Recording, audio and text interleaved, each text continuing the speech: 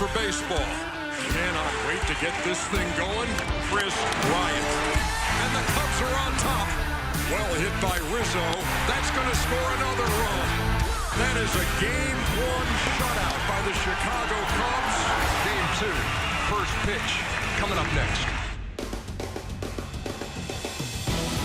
Here in D.C., they are pulling hard for the Nats to even things up in the National League Division Series after what happened Friday night when Washington became the first home team to lose in the 2017 postseason. The 2017 National League Division Series is presented by T-Mobile. Coming up moments from now, it is Game 2 in the best of 5 between the Chicago Cubs and the Washington Nationals. Hello again, everybody. I'm Ernie Johnson along with Ron Darling. You know, it's the nature of postseason baseball. One swing, one pitch, one bobble can turn the tide of a game or of a series. We saw it last night. You know, Ernie, when you've got a pitcher's duel, you can't make any mistakes. And the mistakes were made by Washington in that 6th inning. Strasburg had a no-hitter. First batter, Rendon couldn't handle the ground ball down the third base line. After that, on an 0-2 pitch, Bryant with this ball to right. Not only does he drive in the first run, but he overthrew the cutoff man. So Bryant made it into second base. And then Anthony Rizzo came up, and with 2 strikes, he delivered another RBI with 2 outs to score Bryant. Those are the 2 runs that made a difference in last night's game. You look down the stretch, we always talk about the team that's playing better down the stretch. Look what the Cubs' numbers were, especially offensively. And the Nationals, not only did they only bat .233 in September, they only averaged 3.8 runs per game. Tell you what, we were treated to some just dynamite pitching in the opener. If we get some more of that, we're in for a real treat today. We really are, and both of these left-handers have had a real solid season. John Lester, of course, this will be his 20th start in the postseason, has more strikeouts than any active pitcher in the postseason.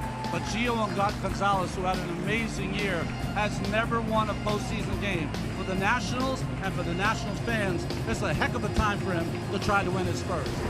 Chicago Cubs are going to try to do something they have never done in their postseason history. That is win the first 2 games of the series on the road. First pitch, Game 2, coming right up.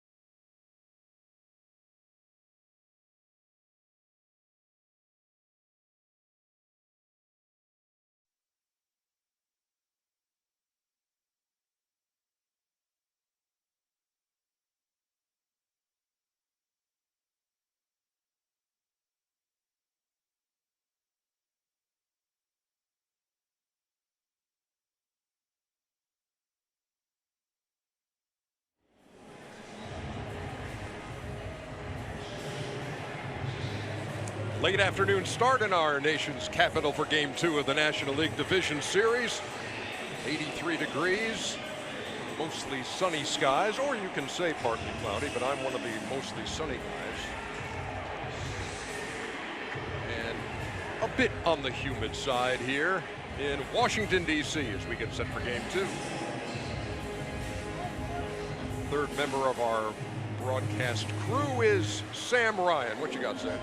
Hey, Ernie, well, Gio Gonzalez, a 15-win season this year, and Dusty Baker said this is the most consistent he's seen him since he's been managing here. Matt Wieters, his first year as Nationals catcher, said he's really fun to catch because he gives you a lot of options using the changeup with greater frequency this year. But the one thing to keep an eye on with Gio, the first inning, guys. His ERA in the first inning of games this year alone, 5.63. That's higher than any other inning. He's allowed 9 first-inning home runs, and Dusty said establishing that breaking ball early will be key. Guys. All right, thank you very much, Sam. Gio Gonzalez ready to begin his warm-up tosses as we take a look at the batting order for the Cubs. Different look against the left-hander this afternoon. Albert Almora Jr. will lead it off in center field. Then it's Chris Bryant, Anthony Rizzo, the guys who knocked in the runs last night. The catcher Contreras in the cleanup spot. Then Addison Russell, Ben Zobrist, who hit leadoff last night. Then Javier Baez. Pretty good looking rookie Ian Happ in the 8-hole. And then John Lester does the pitching. Let's take a look at our starting pitching profile presented by State Farm. Well, Sam Ryan told you that he has given up 9 home runs in the first inning. He's also given up 22 runs. One thing to look for if you're watching Gio Gonzalez, is he getting the fastball call inside from home plate umpire Ron Culpa? That will be the key inside the righties. If he's getting strikes called, then he'll have a great game. Defensively behind Gio, Worth, Taylor, and Harper, the same bunch of characters as yesterday. Turner, of course, has to have a bigger game. Gold Glove Zimmerman at first, but he got that Gold Glove as a third baseman. There is Anthony Rendon. You talked about it in our open, the play that he could not make down the line in Game 1. It's something too when we talked to Joe Madden in our manager meeting, and he said he was as surprised as anybody. He said Rendon makes that play 11 times out of 10.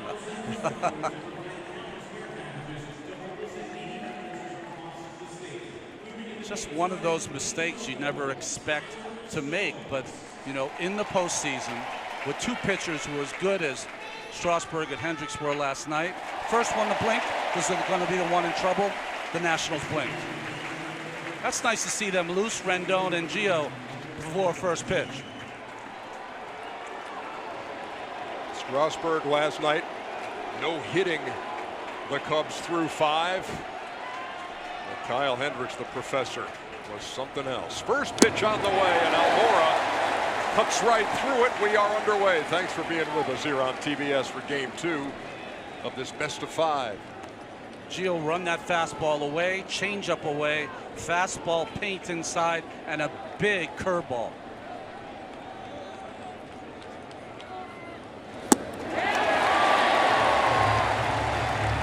Quickly ahead, no balls and 2 strikes with the changeup. Almora played in 132 games, had a good year, hit nearly 300. Toward right center field, and Bryce Harper. That was a bit of an adventure, but he made the play. Well, a couple of things there. That ball was hit off the end of the bat, so it fooled Harper.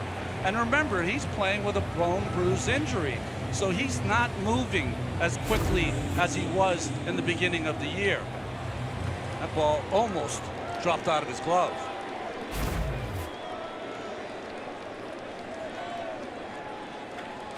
Just telling the center fielder, the wind here blew that ball back, so it's blowing in from right, out to left. Chris Bryant steps in. Big cut came up empty. 0-1. Bryant 1 for 4 in the opener. Knocked in the first run of the game to break that scoreless tie in the 6th. you see 3 Nats on the left side. Gio uses that inside fastball to straighten up the right-handed hitters so they don't end up leaning out over the plate to catch that fastball or change. Another fastball in.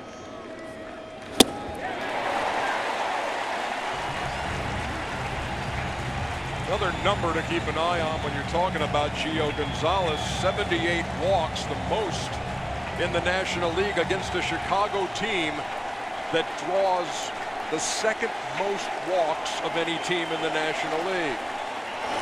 Breaking pitch got him. 2 up and 2 down. Boy, that was a clinic by Gio. First pitch, curveball, 2 fastballs inside to get to 1 and 2, and then pulled the string on that curveball with the break and changed the speed, took a little off.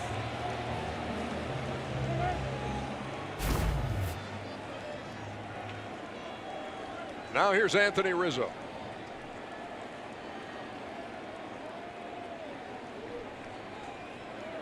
Has not had much success against Gio. 091, 2 for 22 in his career. Usually don't see the shift lefty on lefty as pronounced as the Nationals are. Brandon Hyde had to be quick on his feet to dodge that one, the first base coach. Hearing something from Ryan Zimmerman.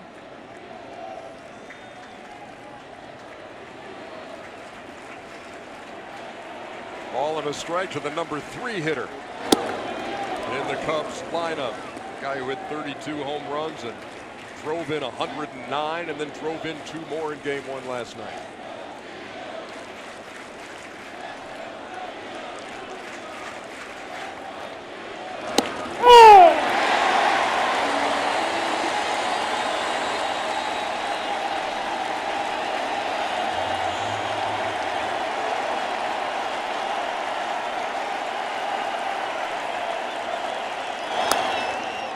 Down the right side and just foul. Well, that's 2 bullets that Rizzo has hit on Gio's curveball. Where he's vulnerable, Rizzo, is upstairs, and he's also vulnerable to Gio's changeup if he decides to use that pitch in the dirt. Tried to paint that corner. The count is full, 3 and 2.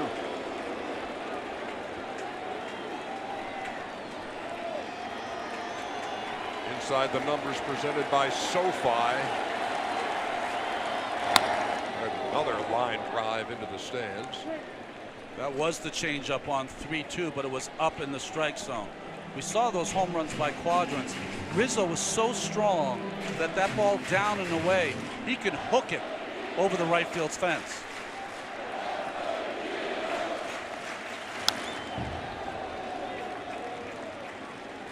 Boy, he will give you some good at-bats, will he not? Well, not if you're a pitcher. Asking you. I'm not a pitcher anymore. I like his at-bats, each and every one. Again, the 3-2.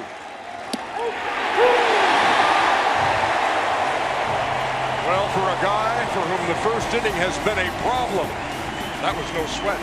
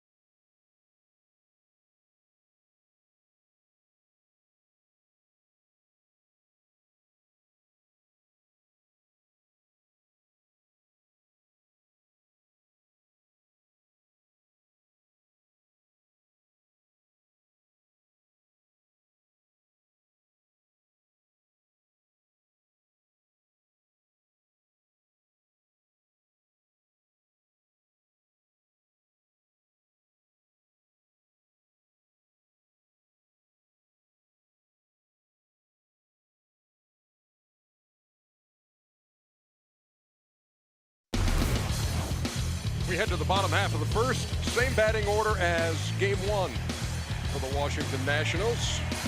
Bryce Harper had one of their 2 hits. They didn't have a hit after the second inning in game one. Trey Turner is the leadoff man who did not get on in the opener as they prepare to face John Lester.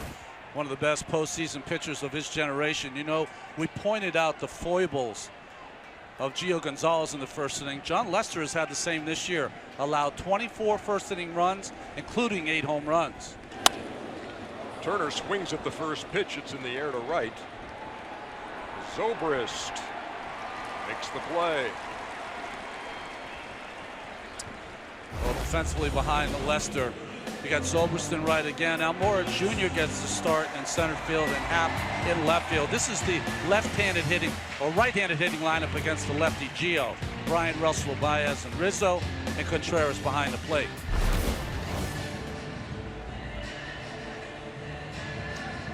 You know, the thing we talked about, one of the things with Dusty Baker today is, look, we don't want to make this too simplistic, but Trey Turner needs to get on at the top of the order. This is a guy who, you get him on base, he can make things happen with his speed, but he has yet to reach.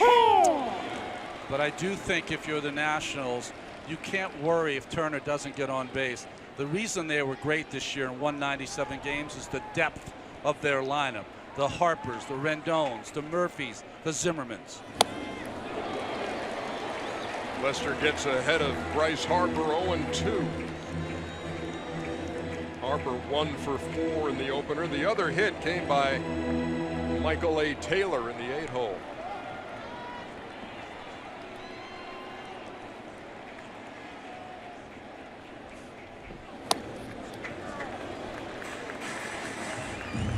John Lester, 23rd postseason game, 20th start, looking for his 10th win. He's 9-7, ERA of 2.63 coming in. Guy wired for this time of year. And Harper way out in front for out number 2. Well, both these lefties look like they came to pitch. They saw a blueprint on how to do it last night from Hendricks and Strasburg. Lester career against the Nationals is 2-1 with a 2.79 ERA and 38 2/3 innings pitched. Only 1 home run allowed. Look at that sparkling ERA in the division series for his career. That's exactly why Joe Madden loves to hand him the baseball at a time like this. There's a strike to Rendon. He was 0 for 3 with a walk and a strikeout. The guy who hit .301 and knocked in 100 runs in the regular season. Just think of this postseason already, though. Game 2s have been started by Corey Kluber and now John Lester. Those are the guys that usually start game 1. Lester would do himself proud if he can match what Kyle Hendricks did in the opener last night. To right field, near the line. That ball is gone.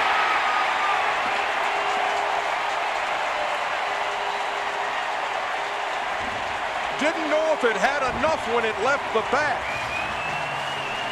Zobrist went back and it just kept on going. Rendon has given the Nats their first lead of the series. Just a fastball that was supposed to be in, ends up down the middle, and he peels it down that right field line and just drops it over the 335 sign. Great start for Rendon and the Nationals. Here's Murphy, so the guy who made the costly error that opened the door last night. Immediately gives the Nats the lead in game 2.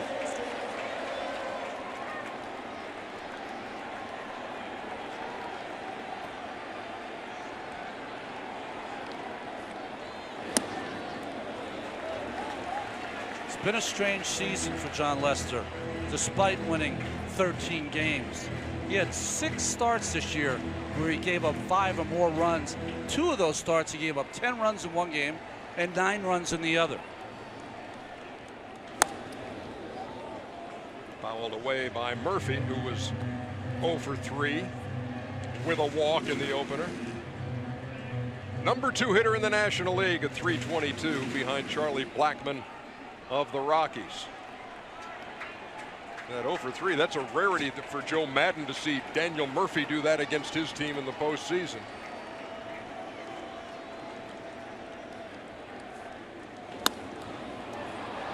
In the air to center field.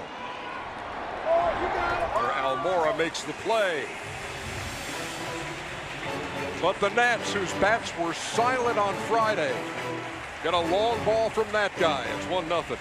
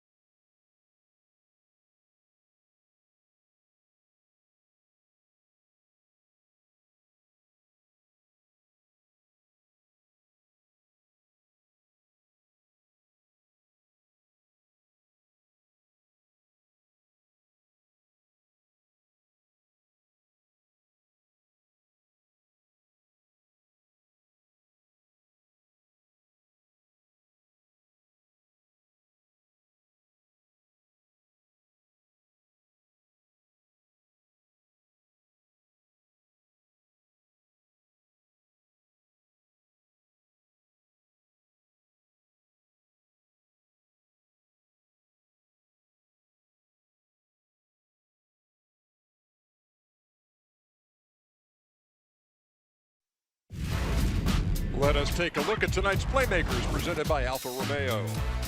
Kyle Hendricks. Look at his numbers for his last 4 postseason starts, and boy, what you saw of him last night. The guy at the plate now, Jose Contreras, his catcher, said nothing but excellence.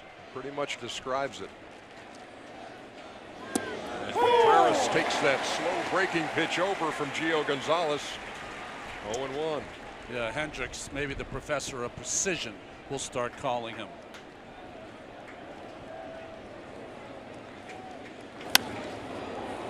A mile high to left as Worth drifts back, drifting back, and that ball is gone.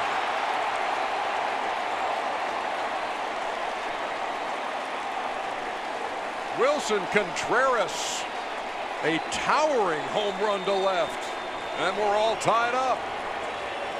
I don't know, Ronnie, this game might be crazy if these balls are going to keep going out. I mean, when the ball left the bat, it was a can of corn.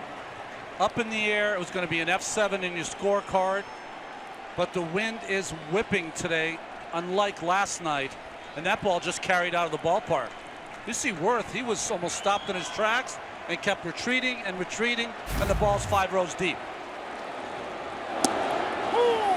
Addison Russell takes a strike.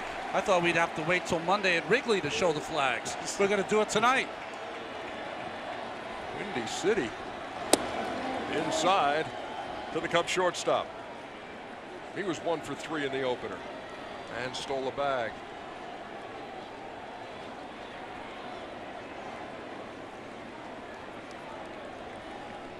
Outside, 2-1. Here Ron Culpa behind the plate, calling the balls and strikes. So that one was outside. Field and Culbreth at first. Laz Diaz at second. Jerry Lane, the crew chief, at third. Will Little and Corey Blazer down the lines and left and right. On the ground, Trey Turner. Pulls him out. Here's another look at the long ball by Wilson Contreras, who went deep 5 times in the regular season against Washington. And I'm not saying he didn't hit it good, but he hit it straight up in the air. And for that ball to get out of the ballpark, it had to carry out.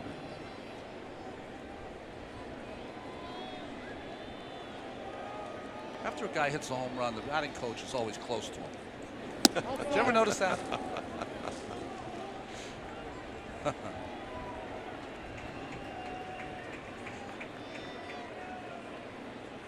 Here's Zobrist.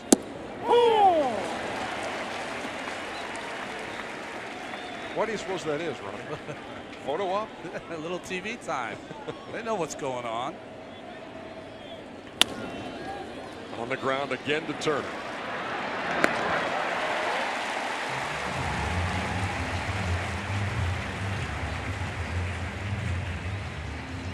So a home run to lead off the inning, a couple of 6-3s, and here's Javier Baez. You know, it's not many times that as a pitcher you kind of rethink your game plan. But I don't know, if you're standing out on that mound, you got to keep the ball on the ground today. You cannot allow them to hit the ball in the air.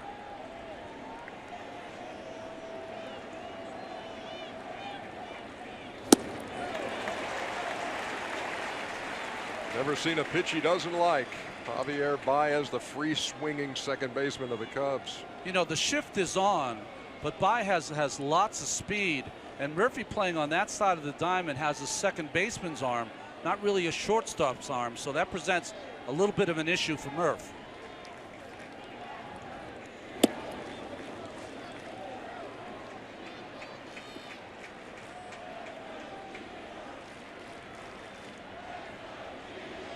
Baez hitless in the opener did make a sensational running catch in right field last night from his position at second base. Joe Madden said he's a dynamic player defensively. He might swing at 15 balls in the dirt, but you got to have him out there. The 1-2.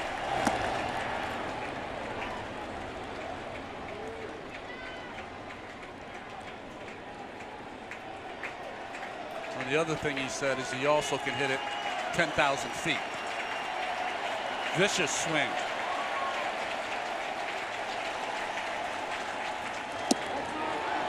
Breaking pitch. Out of the zone. Full count.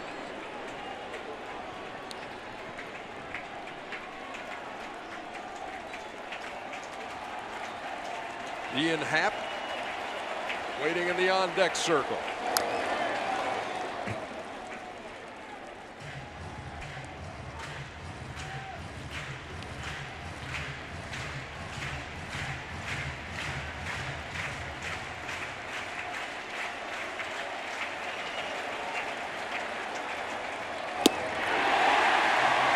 Third strikeout for Gio Gonzalez. But Wilson Contreras put one in orbit, and we're tied.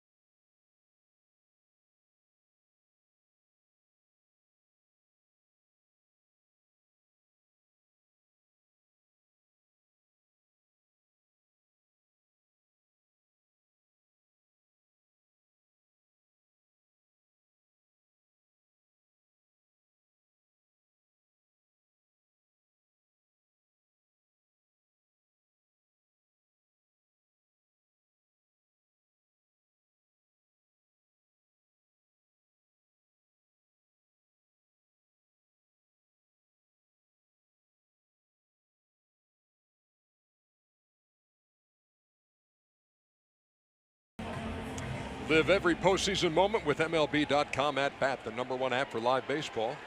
It's the only place to get it all. Live radio feeds, video highlights, pitch tracking, StatCast, and much more. Download MLB.com at bat today. Bottom half of the second inning. Ryan Zimmerman takes a strike from John Lester, so we didn't see a long ball last night. Each side has homered here early in game 2.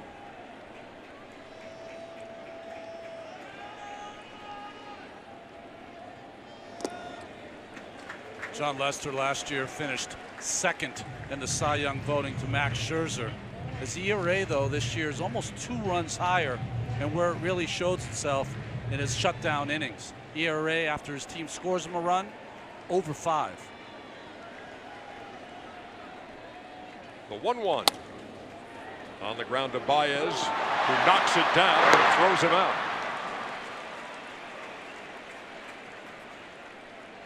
No, we were witnesses as you look at Baez keep this one in front, and with Zimmerman running, had time to collect and throw him out. But we saw John Lester on one of our Sunday telecasts give up 10 runs in the first inning. Yeah, he didn't make it out of the first. 2/3 of an inning against the Pirates. Not all of them earned, but still 10 total.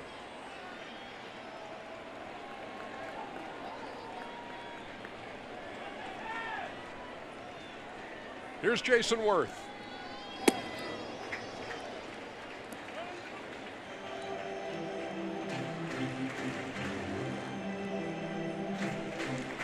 Sometimes for older pitchers with a lot of innings under their belt, it takes them a while to kind of find their groove. And you can see that with the numbers to Lester.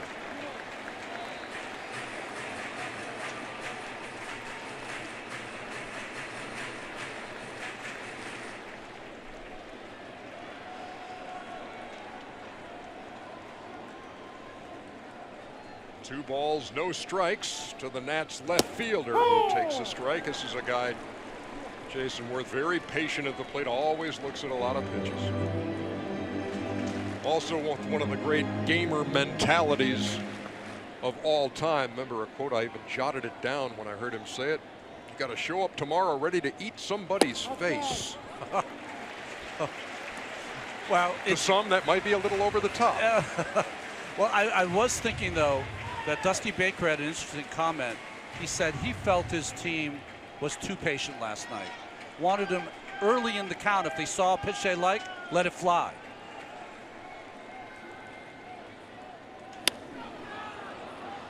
That's in the air behind third. Addison Russell with that ball again drifting made the play. Well, what was interesting about that play is Ian Happ, the left fielder, probably should have taken that play. He's not an experienced left fielder. He played a lot of second base. He can play outfield. But the way the wind is going right now, no one should ever give up on a pop-up. And he could have probably helped Russell, who was 3/4 of the way out to left field. Watch how he stops. You got to keep coming, because that could have drifted away from Russell. The lesson today is run everything out. Here's Wieters.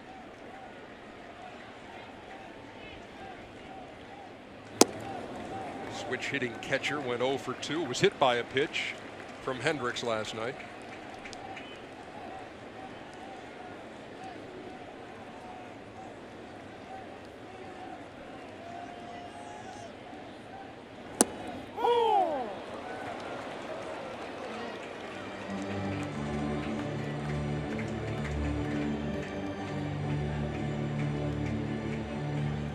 Ninth postseason game of Matt Wieters' career.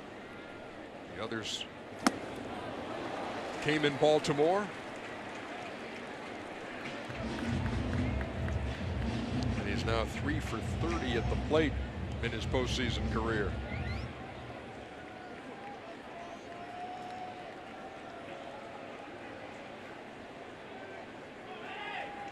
John Lester ahead, a ball and 2 strikes. Right back where it came from. And Baez able to field the deflection and throw him out. Scored 1-4-3 in your book.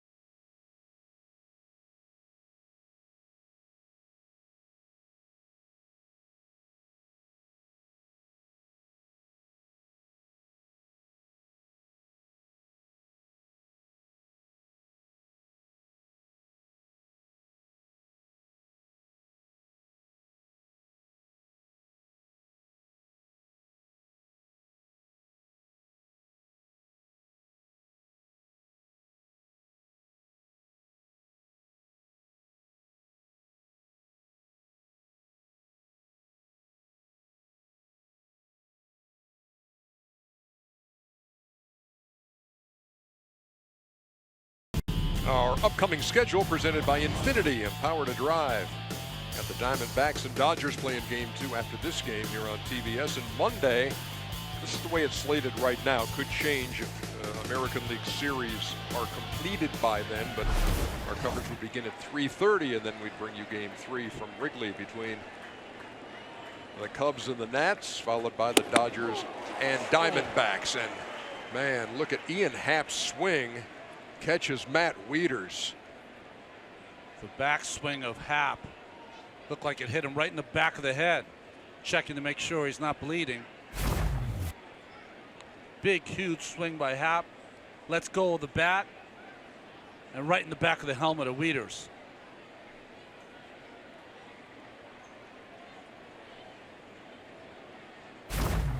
Like catchers don't have enough to worry about with the balls that hit them in the mask. Now they're getting hit in the back of the head. As Jose Lobaton, backup catcher for the Nationals, but Wieters going to stay in there, of course. He and Happ won't be going to dinner, but Happ one of 6 Cubs this year who had 20 or more home runs. He hit 24 home runs and only 364 at bats. 0-1 bounces up there, count even.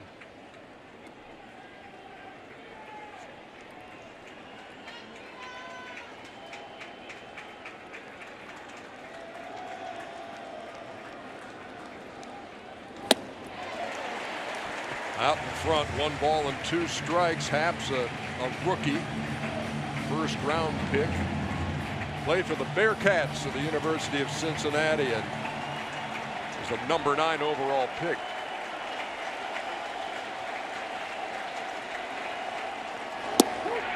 And he looks at strike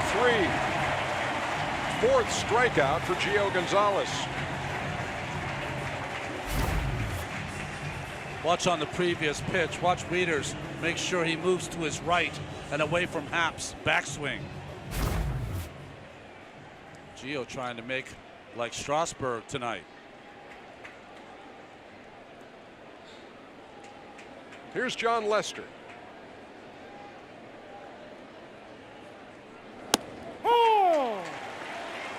He's a 148 hitter. Did go deep at Wrigley this year against Arizona in August.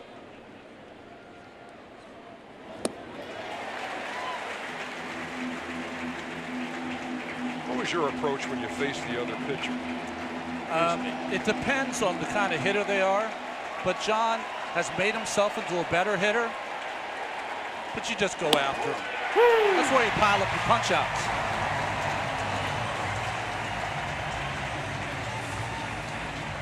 That pile of punch outs for Gio, now 5 as we play here in the 3rd. Just fastball right there. Lester not swinging, and the call from Culpa.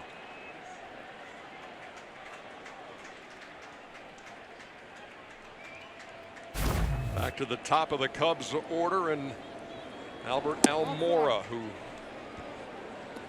flied out to right his first time, a ball that appeared to be knocked down by the wind a bit, and Bryce Harper was challenged to make the play. Well, we've got a few players in this on both teams. There's Harper out and right, who have that face guard on their helmet.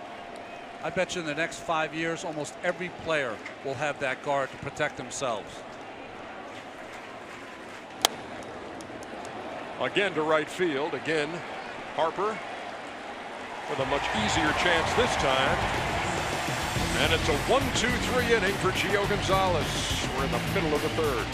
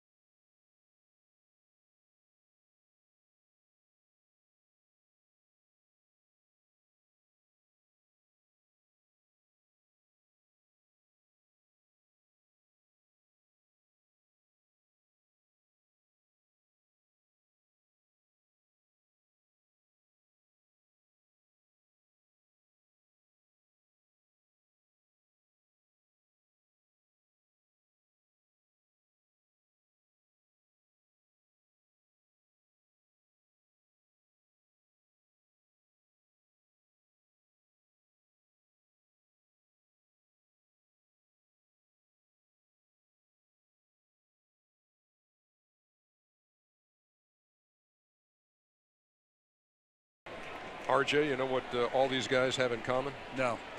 They all have the Bleacher Report app.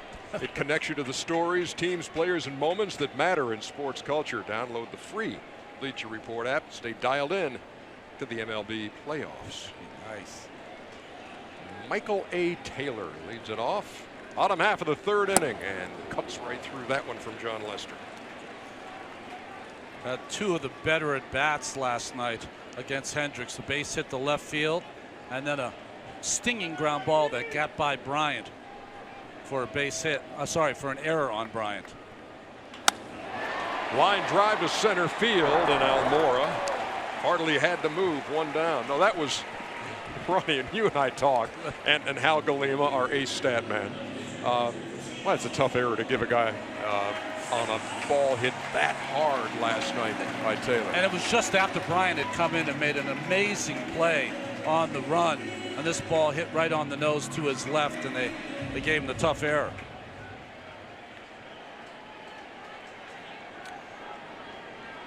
Gio Gonzalez steps in with one out. Gio 091 at the dish. 5 RBIs though with his 6 hits. Got some home runs in his career.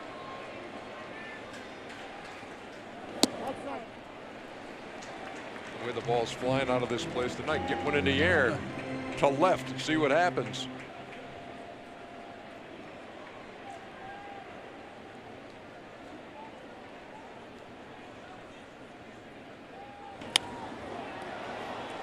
That's to shallow left. And that's Ian Happ for out number 2.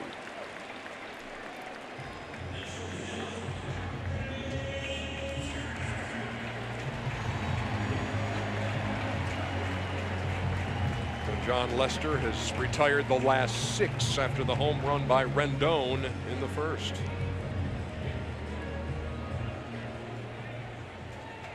Lester was on the DL for a couple of weeks, mid-August to early September, some shoulder soreness as he faces Trey Turner, the leadoff hitter. But after he came back from that respite, pitched probably his best baseball down the stretch.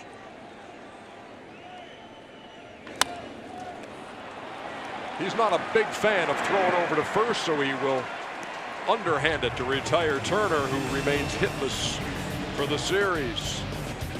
We head to the 4th. MVP will lead it off.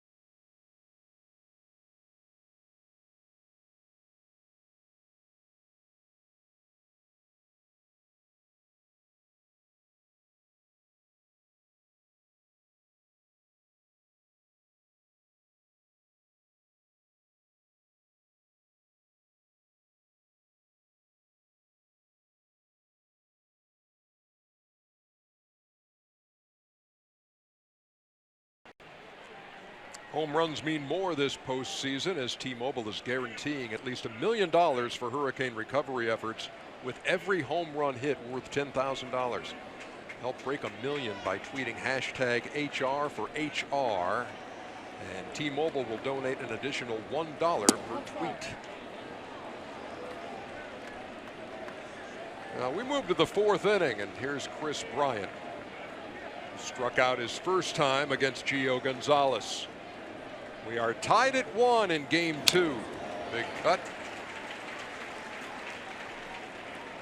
Ball and a strike.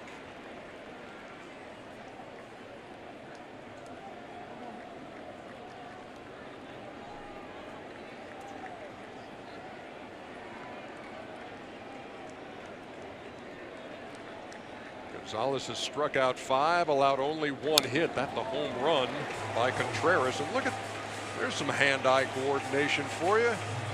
Anthony Rizzo in the on-deck circle knocked down that foul ball. Just working on his bunting right now.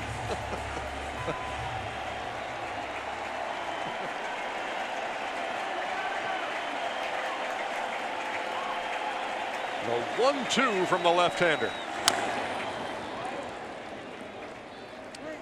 Well, like the Cubs this year, Bryant got off to a rather slow start, but batted .325 in the second half and got his numbers closer to his MVP season.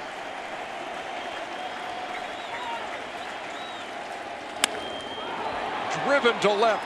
Worth goes back. That's going to bounce off the wall and be extra bases. Kris Bryant, leadoff double here in the 4th. Moments ago, Sam Ryan caught up with Nationals pitching coach Mike Maddox. Aside from the home run hit a mile high, Gio, no struggles in the 1st inning in this one. What are you seeing? I'm seeing a guy that's out there pounding the zone, pitching very aggressively against a very aggressively swinging team. You know, he's commanding the baseball both in and out of the zone very well right now. Mike, we saw Max taking BP today. I know he threw a bullpen yesterday. How'd it go, and how confident are you for game 3 with him? Max is very happy with his improvement day by day, and he got on the mound there for the first time since Saturday. So it was a good day for us, a good day for Max. Thanks so much, Mike. You bet. You see Mike Maddox. We think about Greg Maddox a little bit when you look at Kyle Hendricks' start last night. The precision. Thinking man's pitcher.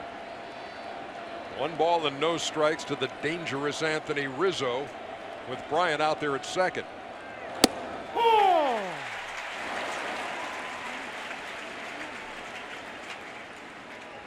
last night Rizzo was 2 for 2 with runners in scoring position. He has another opportunity now. 2 for 2 in game 1. It's one of the strong suits for Gio Gonzalez, holding opponents to just a 175 average with runners in scoring position. Missed there, 2-1.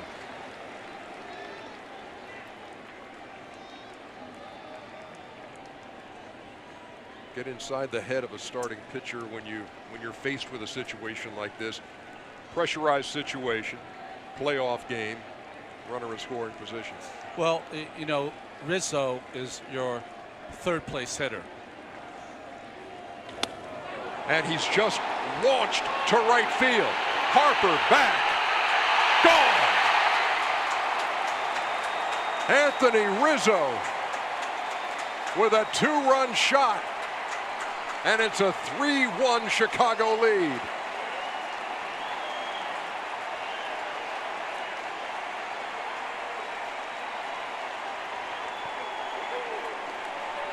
Well, this is beginning to look like what all of baseball looked like all season long. The game starts, and then home run derby starts.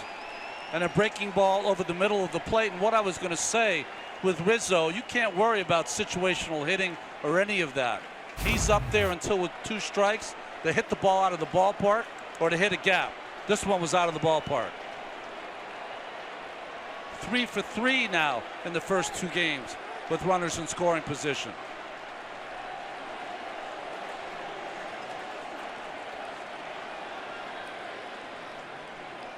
Let's see what Ron Culpa, speaking to Dusty Baker, Well, I think Dusty, because it landed in the front row, he was going to ask if the umpire saw anything from the fan in the front row, and now they're going to call the umpire down the right field line, Corey Blazer, and find out if he saw anything and if they're going to have to go to the replay center to take a look if that home run was interfered with by the fans. Let's take another look.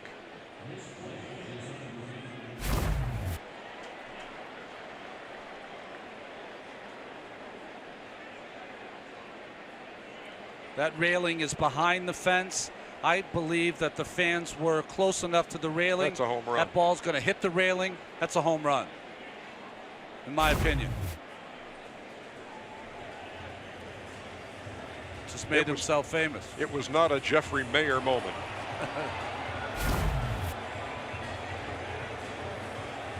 No, that's a home run, and what makes it worse for the folks here in Washington is a guy wearing Cubs colors has got it. The guy whose phone is blowing up at this moment. And getting booed by this Nationals crowd. This day and age in which we live. And the immediate feedback. Shouldn't take too long for the replay center. I mean, that railing that you see there is behind the fence. Anything that hits that railing is considered a home run. The umpires in Chelsea at the replay center, Greg Gibson, Tom Hallion, James Hoy, and Tim Timmons. And we'll relay their ruling to this crew. Jerry Lane, the crew chief. Well, it's really been the Brizzo show in the first two games, right? Bryant and Rizzo.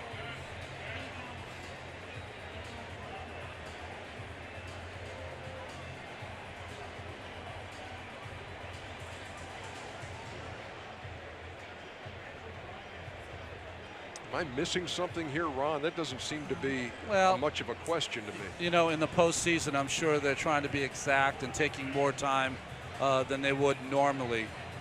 To me, it's an easy call. Maybe they've got a different angle in Chelsea, making it more difficult. There's the circle.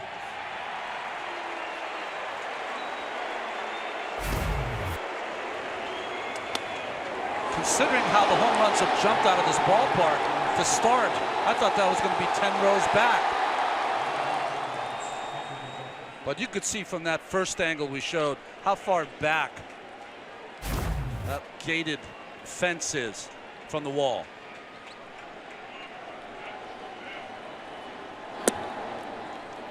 Well, here's Contreras, who homered his first time. Only had 3 at-bats against Gio. Both hits have been home runs. I'll say this too, the ball's hit to right field, and that one in particular, I thought if there was a no-doubter out of the 3 that we've seen today, that was it. It goes in the first row. The ball Contreras hit earlier just kept on drifting and drifting until it went about 10 rows deep and left.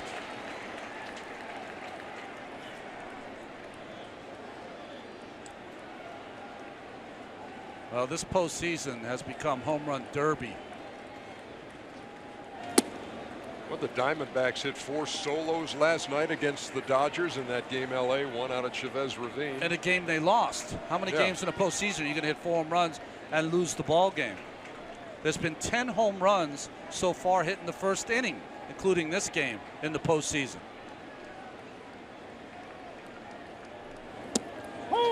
Breaking pitch over, and the count full.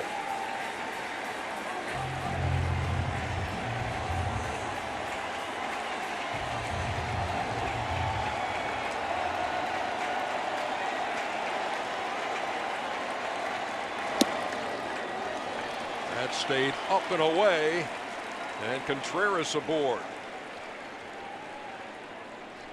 Let's take a look at StatCast, powered by Amazon Web Services. This was the home run on the top half of the second. That's about as high a launch angle as I've seen this year. 45 degrees. Second time this season that Contreras has taken Gonzalez deep. He did it in June when the Cubs beat Gonzalez here in Washington. Gonzalez just threw the first. Contreras had the Little League lead. Didn't even take one. Was standing on the bag. Looks like he's going to continue to do that.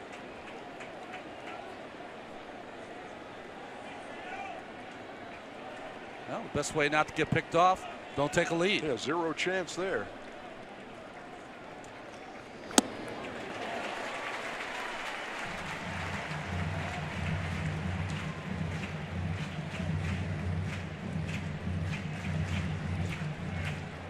Russell grounded to Trey Turner at short his first time.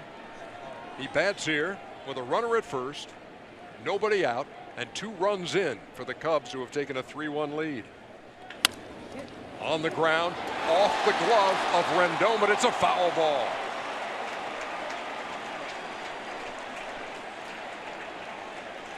And Jerry Lane immediately threw up the hands. Boy, that play is close. We saw the play close last night when he made the error. And good call by Lane. That last bounce kicked it to the right and in foul territory. In last night's game, when Strasburg had the no-hitter, that's the ball called fair by third base umpire Las Diaz that Rendon could not handle. And again, always a good reminder that it's not the position of the player or where his feet are or anything like that. It's the ball in relation to the bag.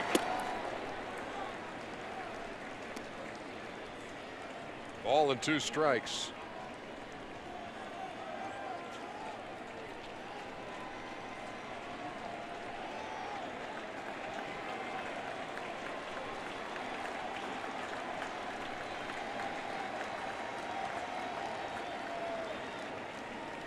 We saw it last night on the 3rd trip around against Strasburg, and now the 2nd time through the lineup against Gio. These Cubs hitters making the proper adjustments.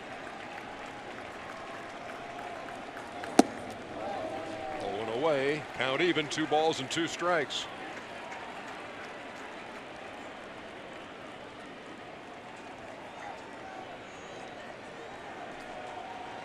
A Bryant double and a 2-run shot by Rizzo have broken a 1-1 tie. Cubs digging for more here in the 4th. Contreras actually was a step and a half off the bag before that throw over. You know, we talked about Hendricks' move last night. He had 7 pickoffs this year. Gio, left-hander, 0.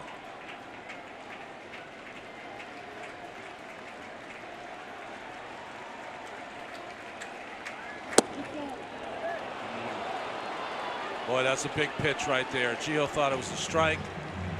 I said before the game that was going to be the most important pitch for him. The ball in. Side to the right-hander. Does he get the call from Culpa? Good call from Ron Culpa. That ball was down and in. 3 balls and 2 strikes. Contreras, the runner at first. And Russell goes down swinging for out number 1. Big pitch by Gonzalez there to get the first out. Well, the strikeouts are piling up. The 3-2 changeup from Gio Gonzalez fools Addison Russell. TBS Total Motion presented by Progressive. That's having confidence in every pitch in your arsenal right there. Zobrist takes outside 1-0. Looking for his first hit of the series. He was 0 for 4 out of the leadoff spot last night. Rounded out to short his first time here in game 2.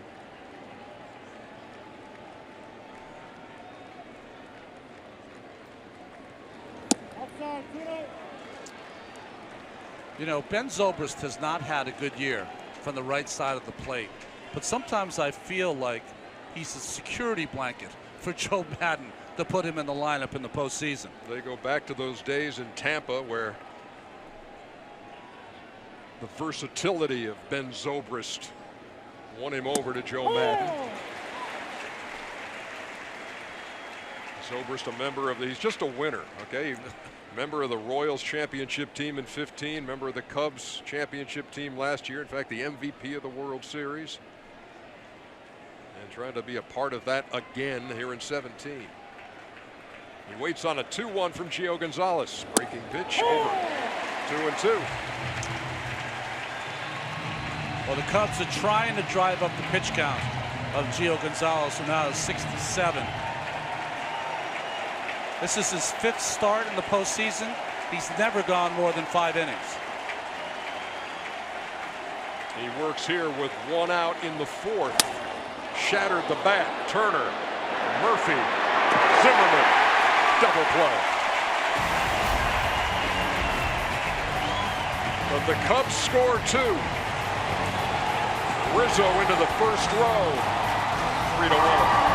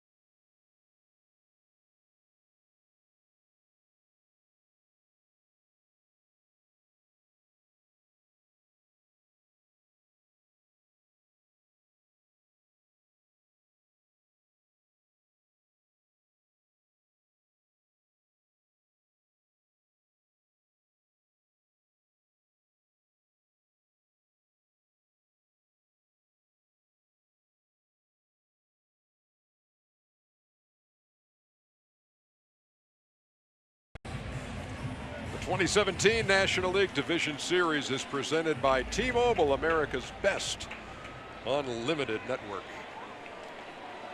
The smile of Anthony Rizzo, whose 2-run shot in the top half of the 4th inning has broken a 1-1 tie. 2, 3, 4 hitters due for the Nationals against John Lester. And Bryce Harper takes a strike. Struck out his first time. That's the only strikeout on Lester's card here in Game 2. Some damage with the 4 home runs by Harper, but not up to snuff with the .210 average.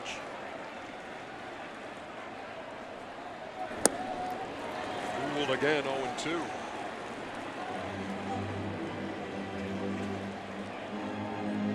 Of course, Harper disabled down the stretch, coming back late in the season. A couple of encouraging ABs in the season finale on Sunday. And he had one of the 2 Washington hits in the opener. Ball and 2 strikes. Watch Ron Culpo, the home plate umpire. He wants to call it. See how he raised up there?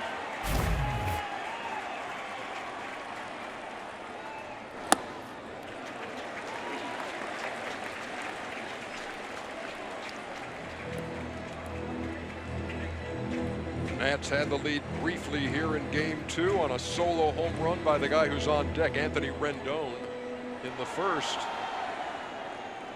The Cubs tied it on a Contreras homer, and then Rizzo untied it in the 4th. Out of play. Well, last night's game, the Cubs had 3 2-out RBIs. The Nationals in this series so far are 0 for 19 with 2 strikes.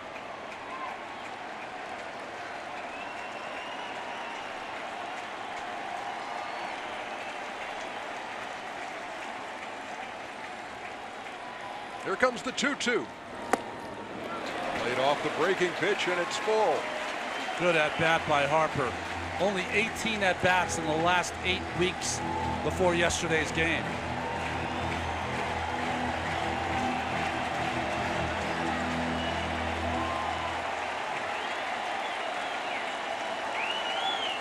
Three balls, 2 strikes. Here it comes. Up the middle. Adam played well as Russell throws him out. Didn't get all of it. And Russell made the easy play. StatCast powered by Amazon Web Services. This is the home run by Anthony Rendon. It cleared the wall and right his first time. 14 feet to spare.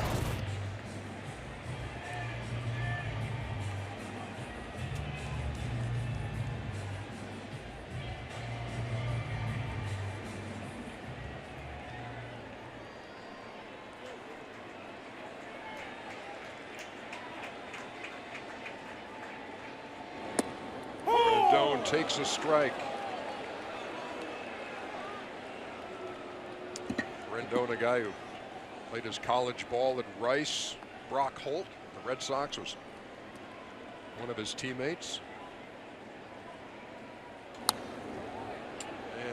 And a rarity, he was the college player of the year as an underclassman. And only Robin Ventura and John Olerud and Mark Teixeira were able to pull that off.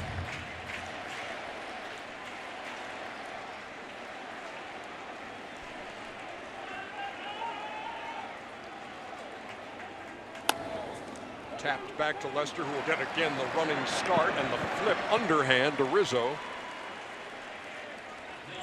for out number 2. You know, for our fans out there who don't know about John Lester, does not like to throw the ball to bases. Golfers know that term is kind of having the yips. So whenever the ball comes back to him, he will hustle over to first base with the underhand throw. It can sometimes be a factor in games he starts. Hasn't been so far.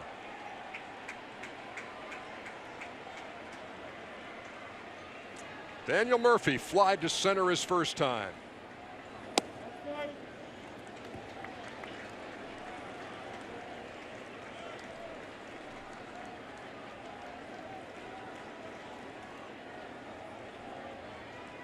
This guy put on one of the great postseason displays of all time a couple of years ago.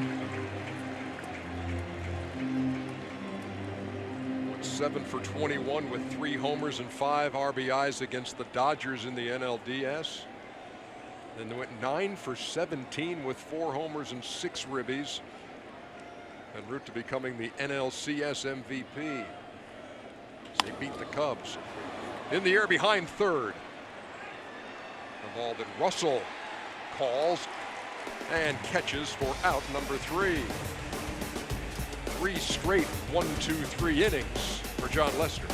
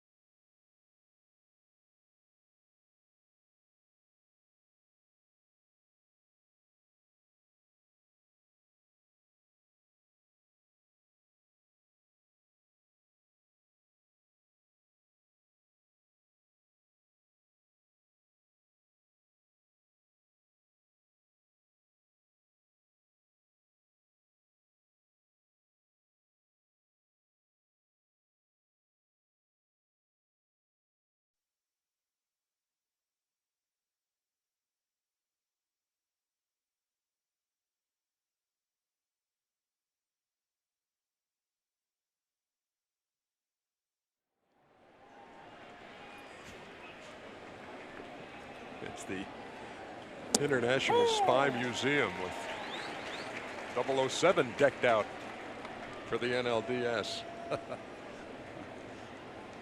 You always wanted to be a double naught spy, didn't you? I was just thinking, if you have your Apple Watch, take it off. Baseball humor. Javi Baez leads it off here in the 5th. 3-1 Chicago lead in game 2. Baez struck out his first time.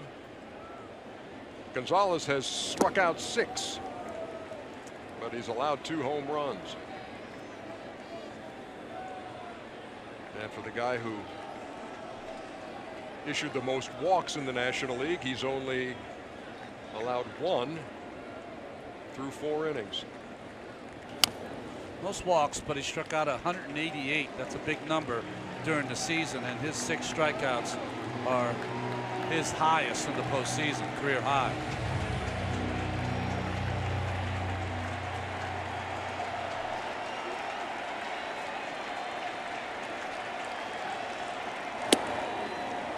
Gonzalez, a guy you would have figured would have started his career with the Chicago White Sox, who drafted him in '04. Then they traded him to the Phillies in the Jim Thome deal. And then they got him back in the Freddie Garcia deal, but he still never pitched for him.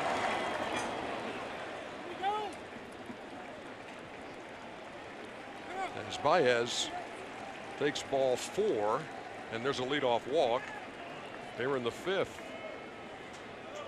Eventually, Gonzalez was traded to the A's in the Nick Swisher deal. That's where he made his big league debut in '08. Won 21 games for the Nats in 2012 and was 3rd in the Cy Young voting behind R.A. Dickey, Clayton Kershaw. 117 big league wins. None in the postseason for Gio. Here's Ian Happ, who takes a strike. That high strike, fastball or breaking ball, has been a pitch that Ron Culpa likes. Home plate umpire. He's been calling it all night.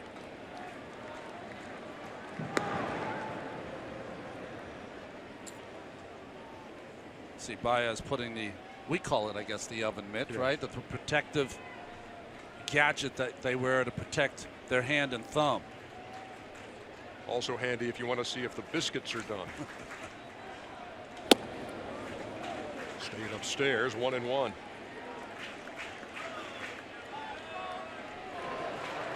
Matt Albers had himself a great year out of the Washington bullpen, and he's getting loose.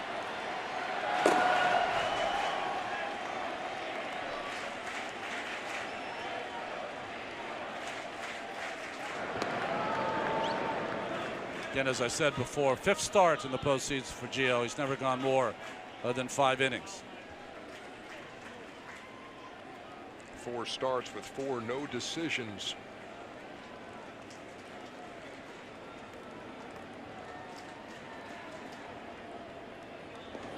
One sails outside.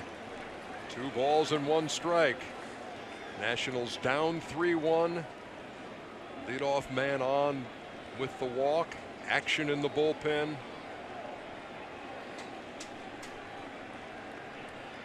Chicago Cubs best record in the National League since the All-Star break, hitting their stride. Into center field, Michael A. Taylor gloves it for the first out.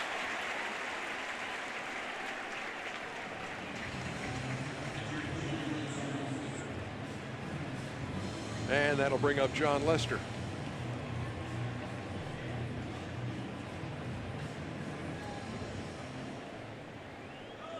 Trying to get Baez over, and you see that average this year, 148. John Lester started his career 0 for 66. So he's made himself into a little better hitter and is a good bunter. 6 sacrifice bunts this year. Lays that one down. Gonzalez fields and makes the play to first. And so Baez into scoring position with 2 down. I'll be back with Kenny, Charles, and Shaq NBA opening night 2017 presented by Auto Trader. Tuesday, October 17th. It'd be good to be back with the fellas. I think we all need the break from one another. It's always good to be back.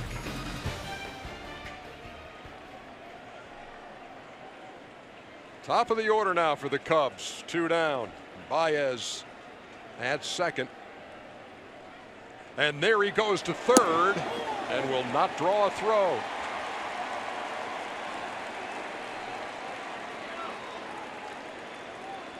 Well, in a series where we started talking about Trey Turner and his speed might be a big factor in this series, Cubs are the only ones with 2 stolen bases.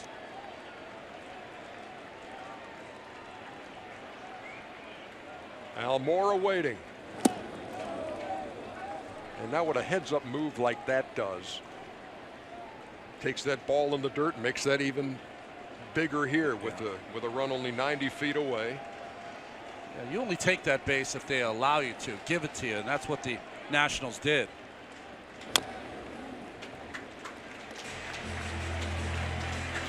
And it becomes a factor with Gio because he had 7 wild pitches this year. That's the most on the staff.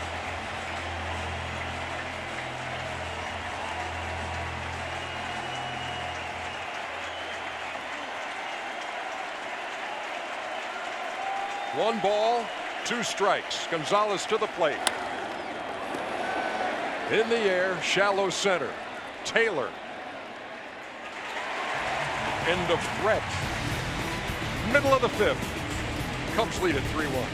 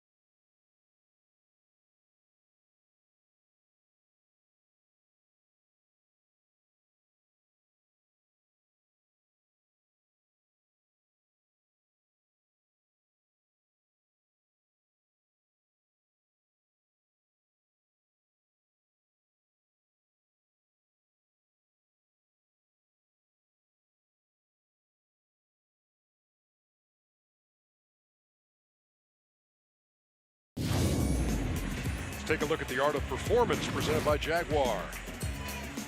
Justin Turner has some pretty nice numbers there in 13 division series games. The Dodgers with a 1-0 lead over the Diamondbacks in that series. Game 2 coming up next here on TBS. We're in the bottom half of the 5th, and Ryan Zimmerman leads it off against John Lester. Turner's slowly become a a leader on that ball club in Los Angeles. 5 RBIs in last night's game.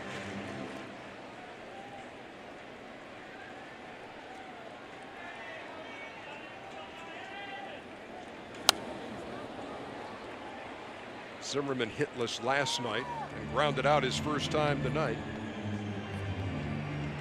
Came through with a career high in home runs 12 years after he was drafted by this team in 2005. The first draft choice ever by the Nats. And a fan favorite. One of the reasons the Nats had such a great season is that they offensively did some historical things. But so far through the first 13 innings, they have 3 hits. That's going to have to change.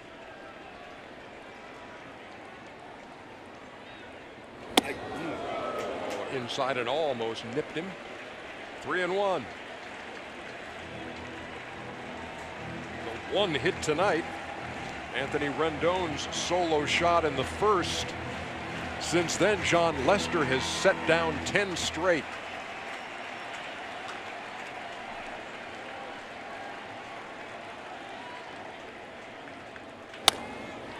Up the middle and through for a base hit.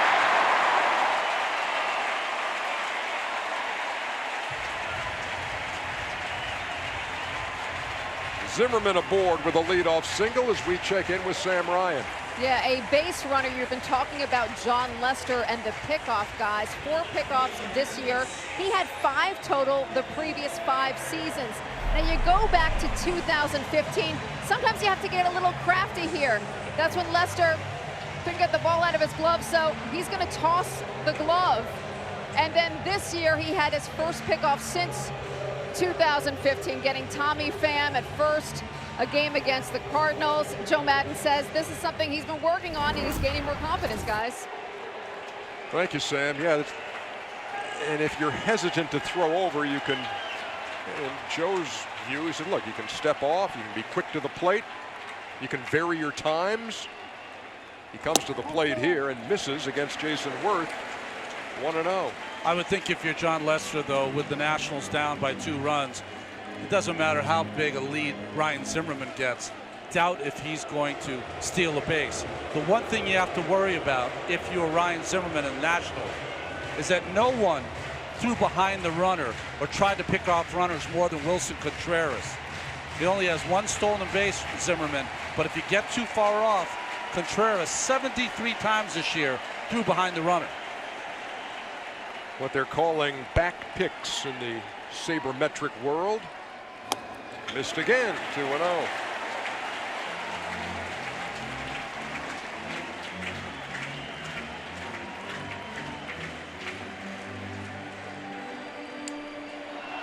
Because Lester has allowed that solo home run to Rendon. This is the first time that he's had to pitch from the stretch here in the 5th.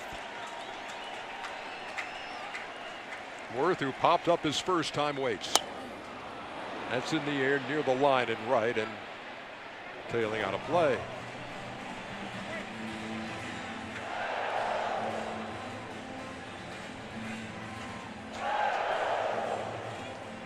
Two hits for the Nats last night. 2 as we play in the 5th here in game 2.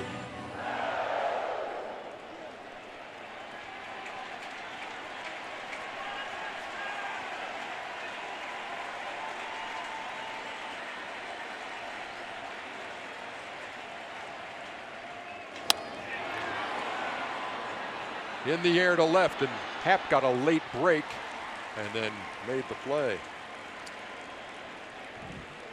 Well, Washington in game 1 they were 1 for 9 with a man on base, and that was a pitch for Worth to hit. He just missed it.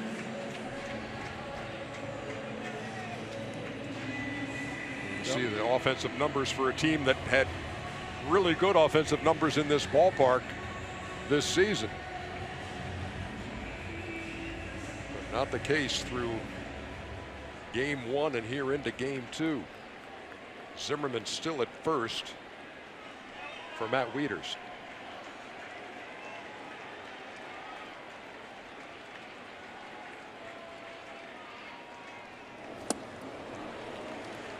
You know, if you don't like to throw the ball around the bases, as John Lester does not, there's other ways to keep runners close. You can step off, you can hold the ball, and one of the things that Lester does very well, he's pretty quick to the plate. And there's one of those back picks by Contreras. Zimmerman was trying to time it, maybe to steal second base, but when you don't do it a lot, you put yourself in peril.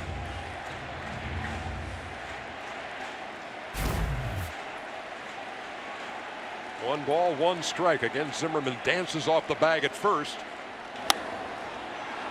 In the air to right, Zobrist over. He's got plenty of room. Makes the play, and Zimmerman again will have to stay at first with 2 down.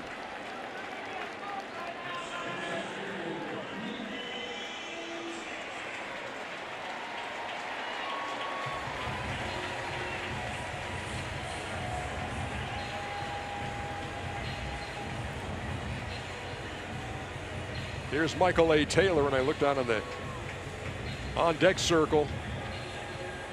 Howie Kendrick has a bat. He pinch hit last night. Taylor's taken the best at bats of all the Nationals hitters in the first 2 games. Flied out to center his first time. Zimmerman, there he goes. Contreras with the throw, and he's in there.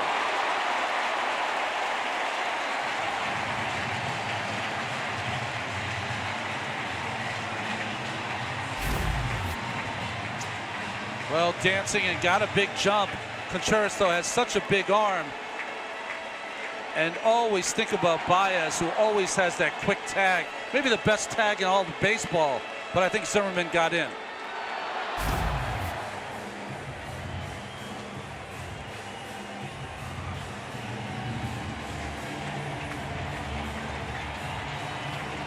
No challenge forthcoming. Runner in scoring position with 2 down. A ball and no strikes to Michael Taylor.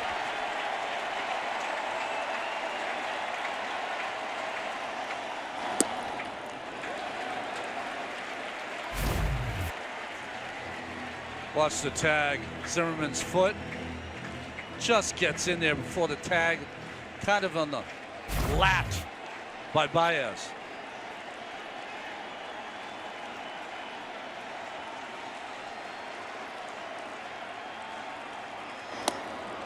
Taylor had a cut.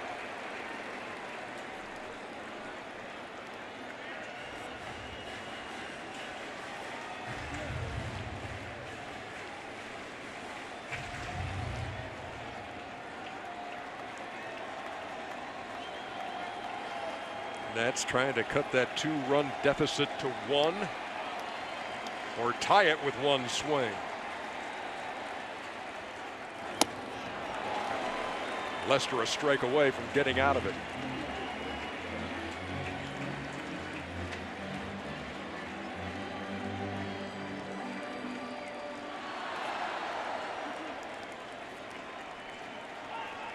Zimmerman singled to start the inning, stole second.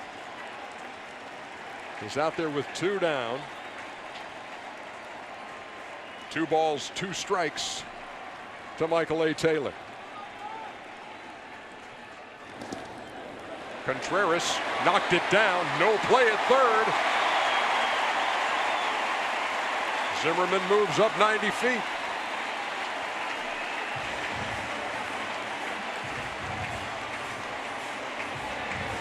Ryan Zimmerman making like Trey Turner in this inning. Stolen base and takes the extra base on the breaking ball in the dirt. Nice base running.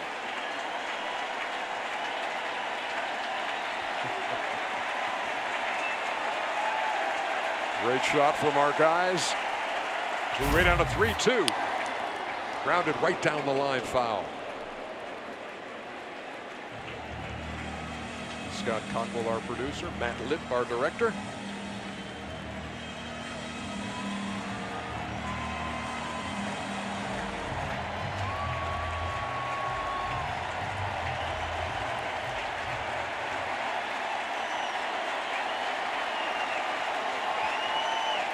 We'll do this 3-2 thing again right now.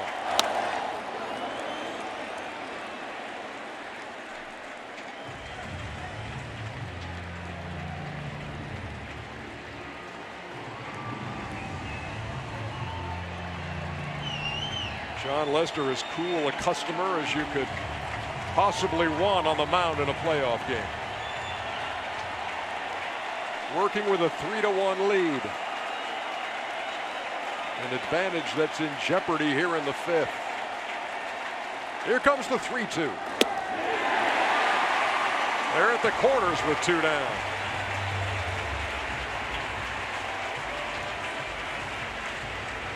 The first walk of the night issued by Lester.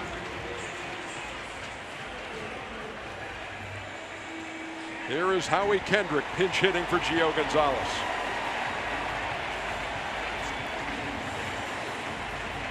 I said before, for John Lester, his ERA almost 2 runs higher this year. Last year, when he finished second in the Cy Young Award, opponents hit 173 with runners in scoring position.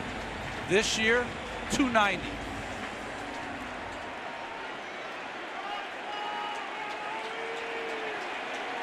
Kendrick came up last night in a 2-0 game representing the tying run and struck out against Kyle Hendricks.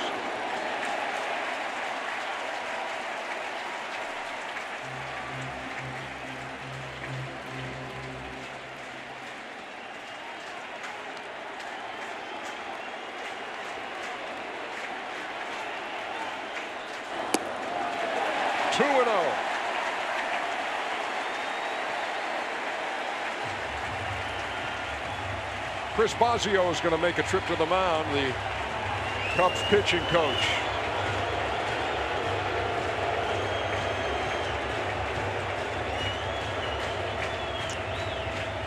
Well, ever since Lester's been in the stretch, his control has eluded him. One thing he's got to keep in mind also with the 2-run lead is Michael A. Taylor at first base had 17 steals this year.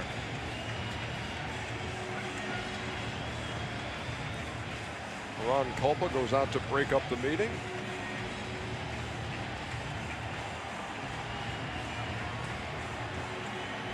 Bobby Henley, the third base coach, with a conversation with Ryan Zimmerman, who opened this inning with a single, stole second, went to third on a wild pitch. 2-0. 3-0.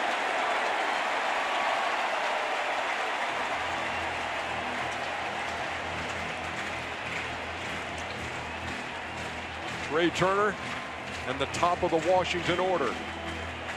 Very rarely see a guy come off the bench and swing 3-0. 4-pitch walk and they're loaded.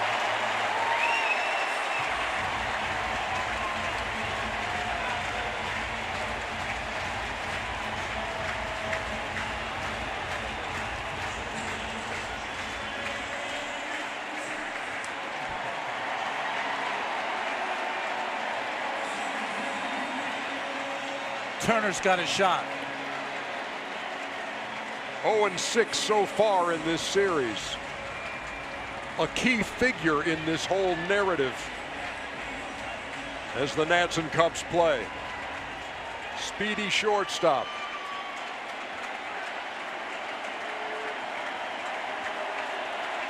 Looking to make a huge impact here in the 5th in game 2. Down 2.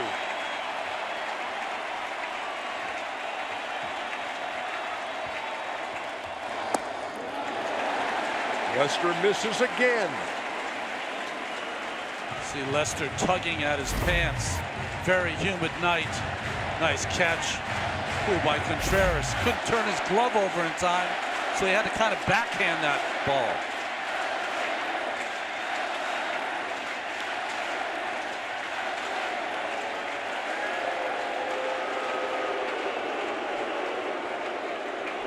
Back-to-back walks have loaded the bases. As we await the 1-0 to Trey Turner. There's a strike.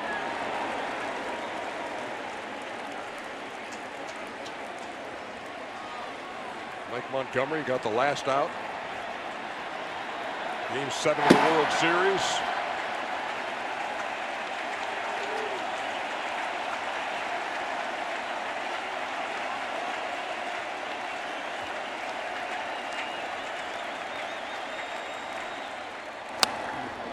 Line foul by Turner. And again, Lester a strike away from getting out of a big-time trouble spot. Kudos to the Nationals. That extra netting along the dugout kept that line drive from screaming into the stands.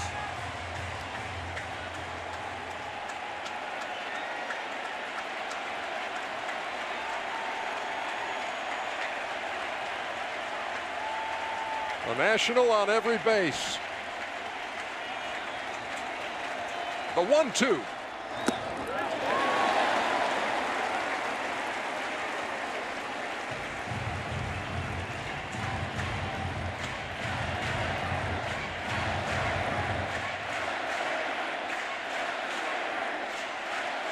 It's a lot of damage Lester's given up with the bases loaded this year.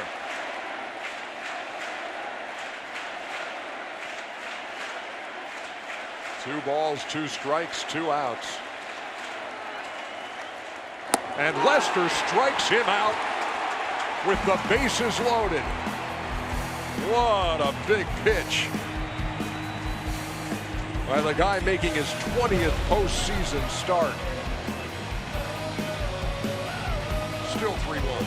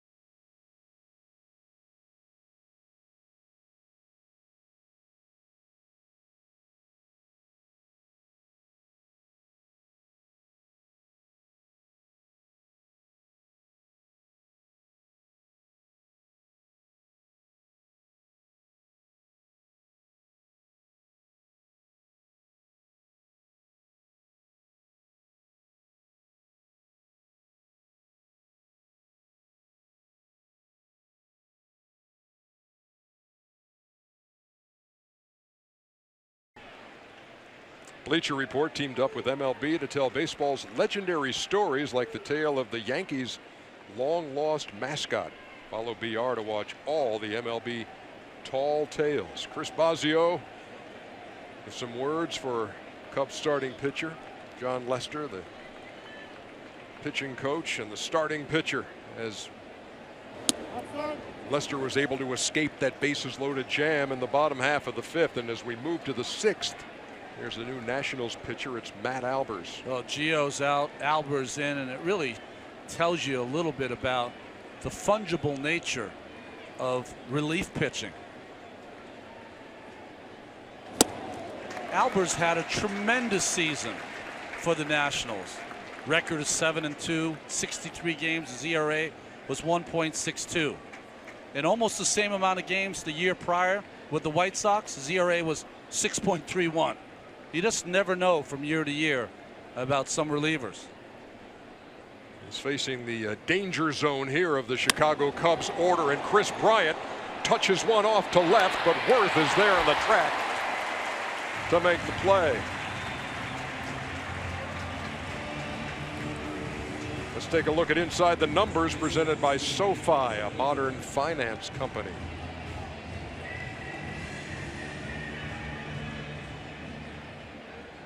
Or let's not and say we did. Anthony Rizzo. September 175 with men on. He bats with nobody on here in the 6th. Murphy made that play off the outfield grass, kept that glove down, and that worm burner just stayed down for him. Well, think about Rizzo. He now has the most home runs in postseason history in Cubs franchise history. And at the end of the year, we put the number up 175. He only hit one home run in his last 93 at bats. So he came in cold and has turned it around.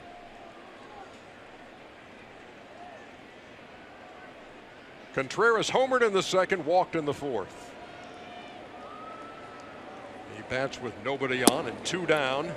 Here in the 6th, we are zipping right along in game 2 of the NLDS best of 5 between the Cubs and the Nats.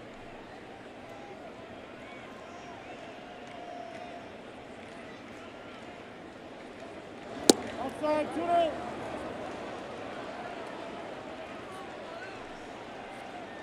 You've had all kind of umpires behind the plate in your career pitching. Yeah. Some guys, it varies how they call balls and strikes. Some are very loud and some explain. Some will give you that's outside. That's, you know.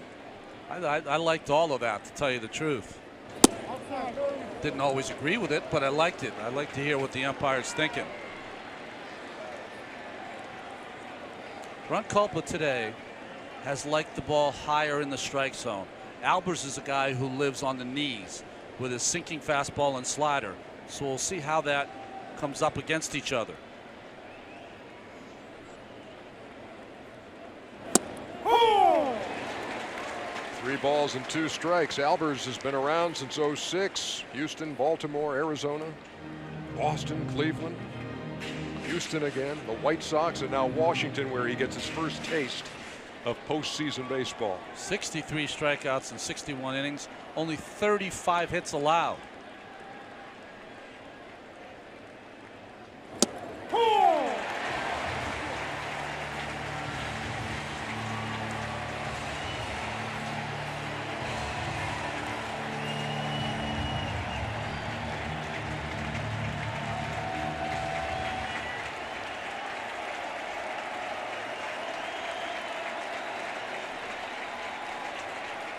Payoff pitch from Albers to Contreras, and he stayed alive.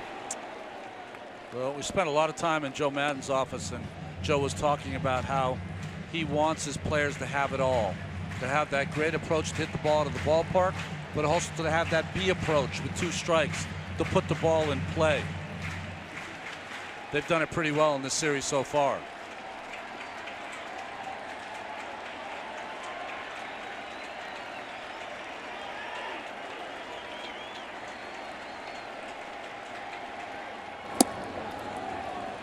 Miss low and away, and there's a 2-out walk to Contreras.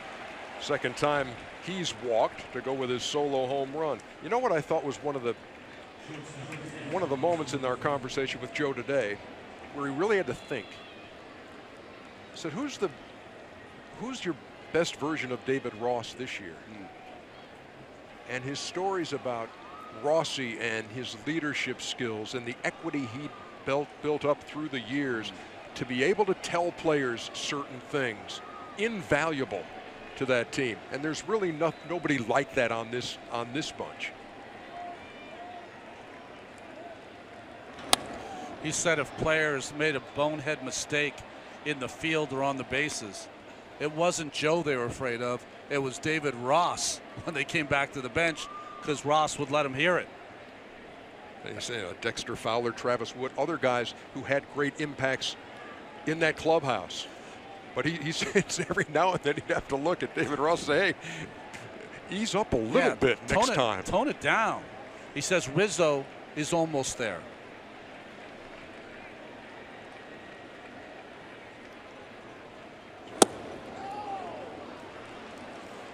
Anthony Rizzo is such a good-natured kind of personality. It's hard to see him getting angry with someone.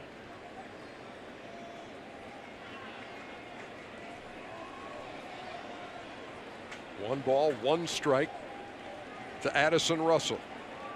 Had a hit last night. He's 0 for 2 here in game 2.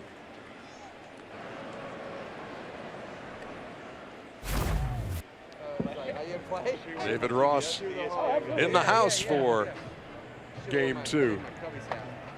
And that was a very special bond that they had on that team.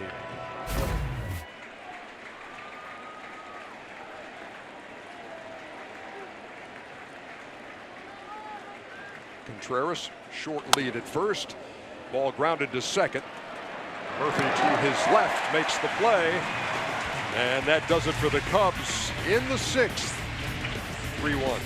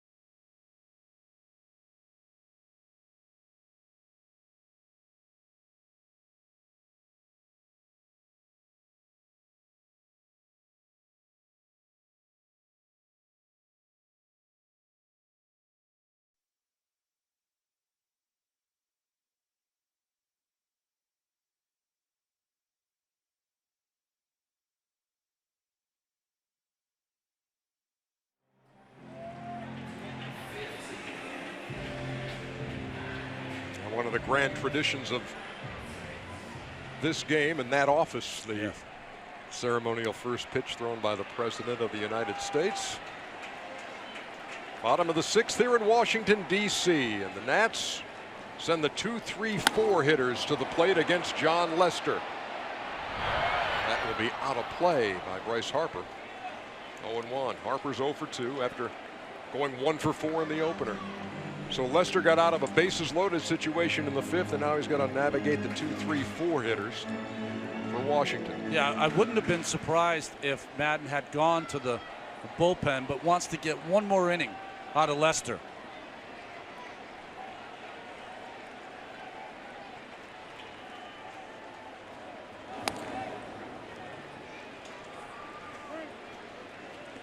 Seemed to you that Lester got a little out of sorts out of the stretch in the 5th? It seemed like it, and I think also for John Lester and any pitcher, when there's people on base, makes it a little more difficult sometimes to execute your pitches.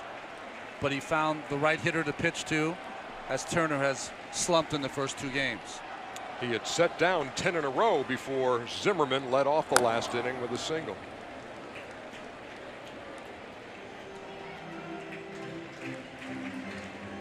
Harper struck out in the 1st, grounded to short in the 4th. There hasn't been a lot to cheer for these hometown fans as the Nationals have been in the postseason. 24 runs in the 10 games here in the post.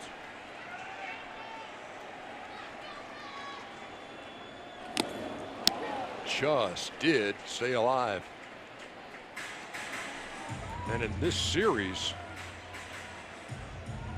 1 run in 14 innings, 4 hits. There's not an art to that as a catcher. Pure luck that you catch that ball tipped off the bat. Either sticks in the mid or doesn't. The 0-2.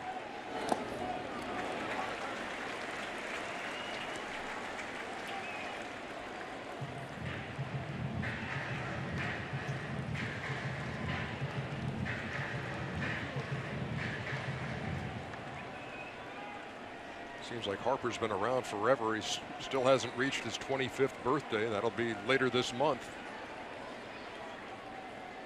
As you think back to when he was a 17-year-old and making headlines and got his GED and then went to play for the College of Southern Nevada in the Scenic West Athletic Conference where they used wood bats, and he hit .443.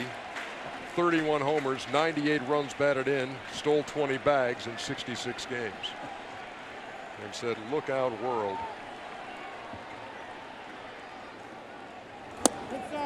Ran it inside and missed. 2-2. They asked him the significance of playing in these games. He said, when I was 10 years old, 15,000 people used to show up to watch me play. Because I've been doing it my whole life.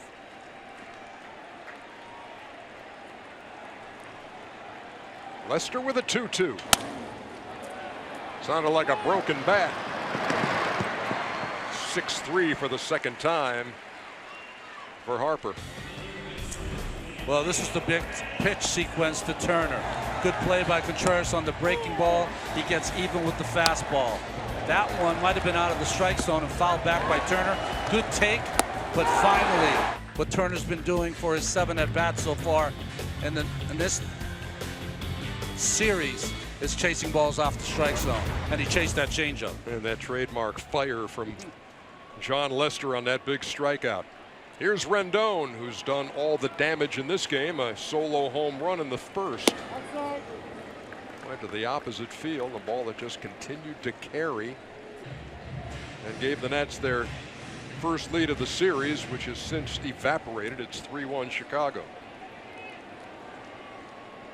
Rendon to be followed by Murphy. He'll take that kind of hop all day. Will Addison Russell 2 down.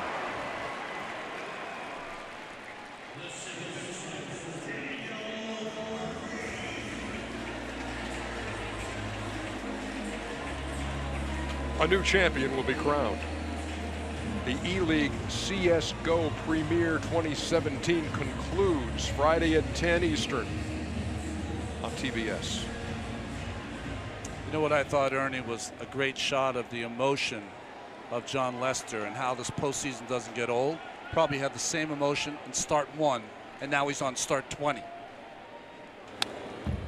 Fouled back by Daniel Murphy, 0-1. Murphy 0 for 2.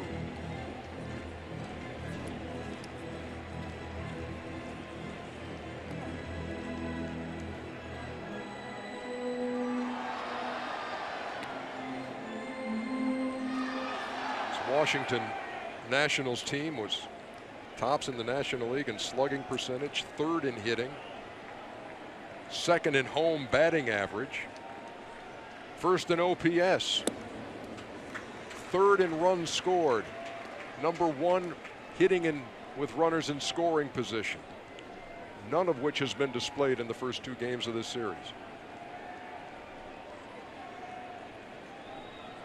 The 1-1. In the air to center field, Almora is back, and he's got room. 1-2-3 inning for John Lester. 6 innings in the books.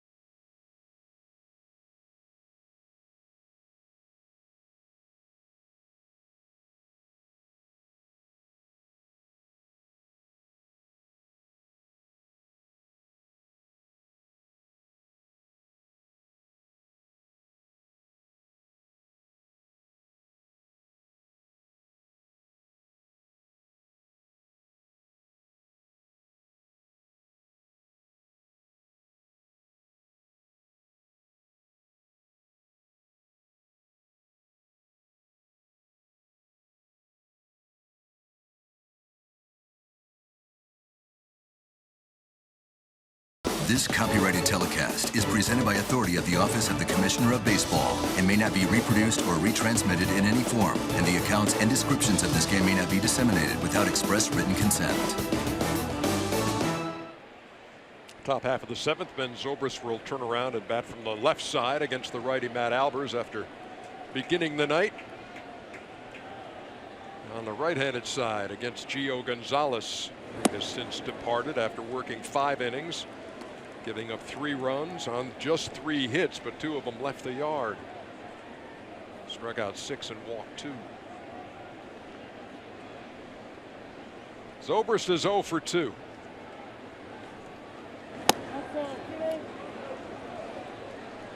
Sammy Solis, the left-hander for Washington.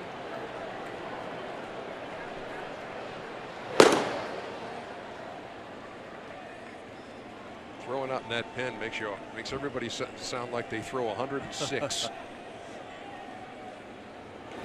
Our audio guys have the need for speed.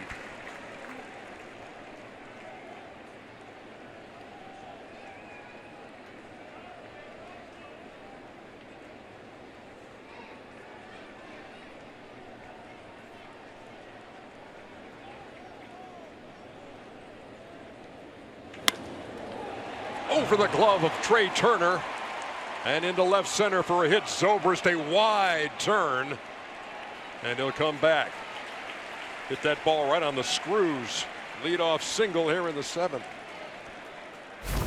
Boy, the leaping ability of Trey Turner almost came down with this. Just misses it.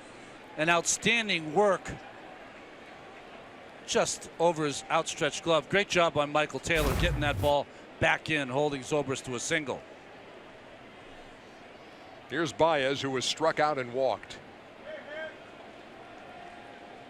John Lester due 4th this inning. Pedro Strop is loosening.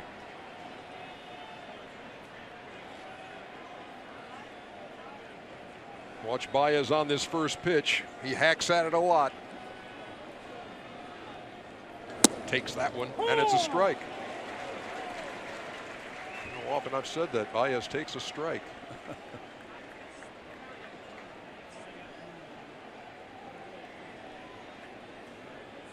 Zobrist at first with his first hit of the series. And just the 4th Cubs hit of the night. They lead it 3-1.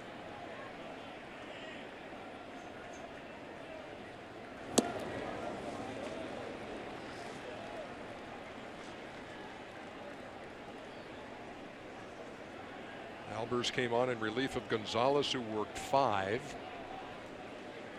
Dusty Baker open for some offense and hoping that his bullpen can keep the Cubs right where they're at.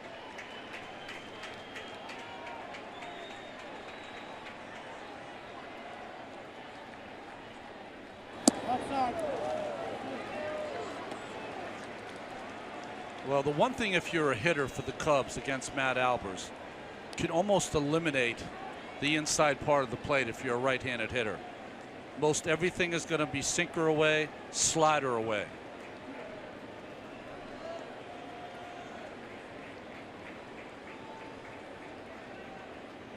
Sparkling ERA of 1.62 in 63 games for Albers.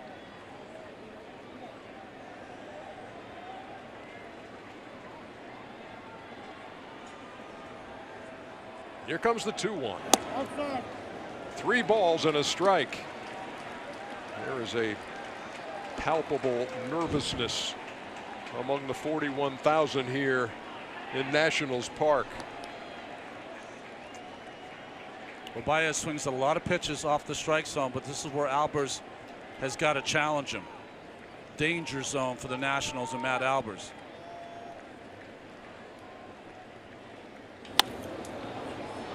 In the air, foul territory, long run for Zimmerman, but it's out of play.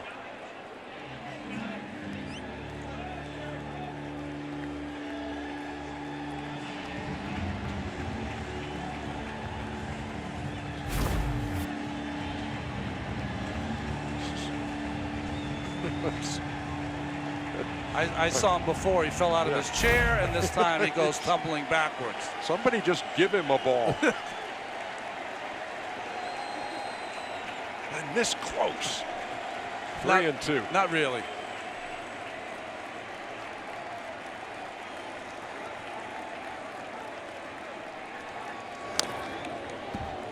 Never gets cheated, does Baez. Big cut there.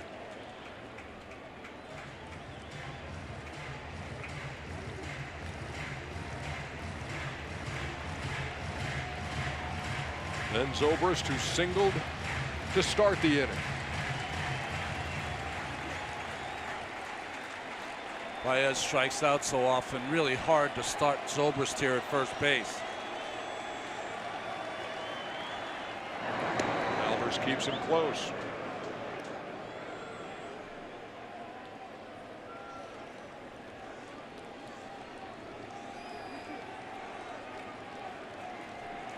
.144 Ks for Baez this year.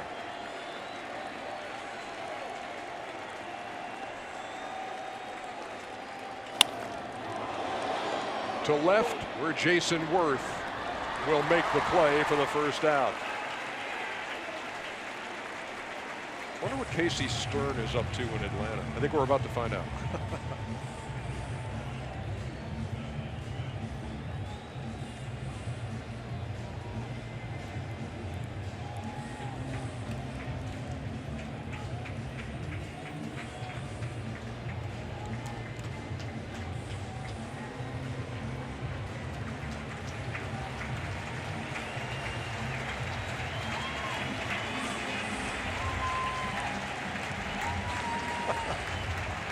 much to look forward to.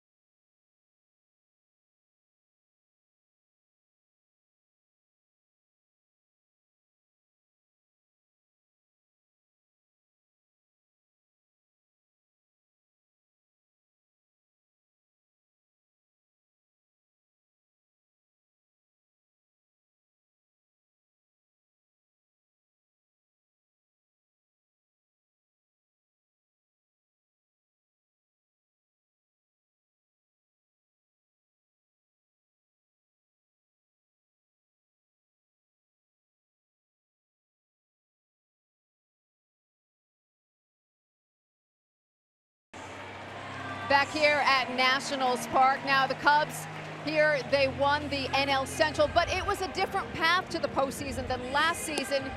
They were 5.5 games out behind the Brewers at the midway point of the season at the All-Star break, and I caught up with President of Baseball Operations, Theo Epstein. He told me about that World Series hangover and their impressive second half. Yeah, the All-Star break was big for our guys. We came back that first game in Baltimore, and you could sense the mood around the team had lifted. The 4 days off was big for everybody, and the Quintana trade, I think, really helped guys come back just with a fresh outlook, and they knew it was go time. Right at the top of the first game back, Contreras did a big 3-run homer. Schwarber took a great swing, hit a homer, and we celebrated that win the way we had celebrated the postseason wins the year before, and you could just tell there was a new spirit around this team, and they went out and won 2 out of 3 games the entire second half and finished with a really strong kick, and really enjoyed being around each other. I think they thrive on adrenaline and big situations. We kind of put our backs against the wall where we had to play really well to win the division. They responded to it. Sammy Solis, the new pitcher for Washington. Ian Happ behind in the count, no balls and a strike. They are going to hit for John Lester. John Jay's got a bat in the on-deck circle. Happ has never faced Solis. See his numbers from the year. A couple of injuries kept those games down. Happ a better average hitter from the right-hand side, more power from the left-hand side. He bats with Ben Zobrist at first and 1 down. Solis, the third Washington pitcher.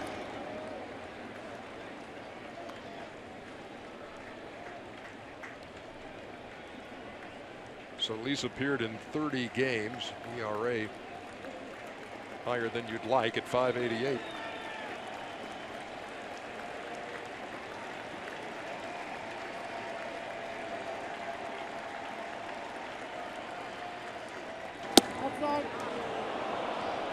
Tried to catch the corner, but it's 2-2. Happ was called out on strike in the third and flied out to center in the 5th. Chicago trying to build on a 3-1 lead.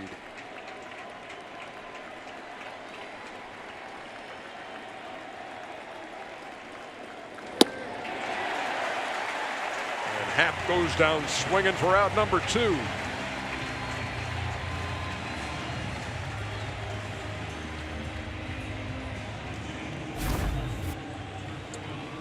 Solis throws awfully hard, and that fastball 96 just off the corner beats Happ.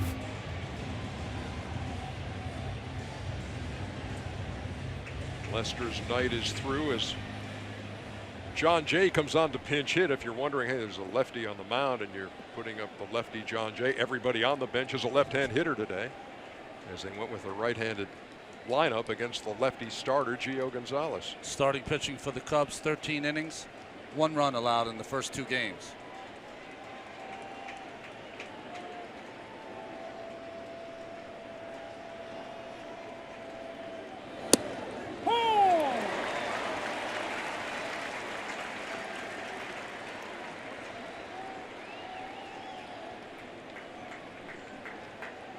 John Jay's 58 postseason games coming into this postseason, the most on this Chicago unit.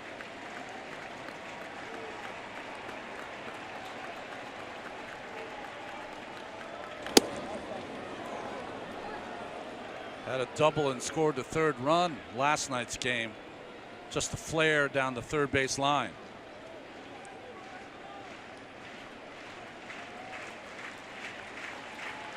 Count even, a ball and a strike. Zobrist, who started the inning with a single, still there. Jay goes the other way. Worth makes the play. Out number 3. It is time to stretch in Washington.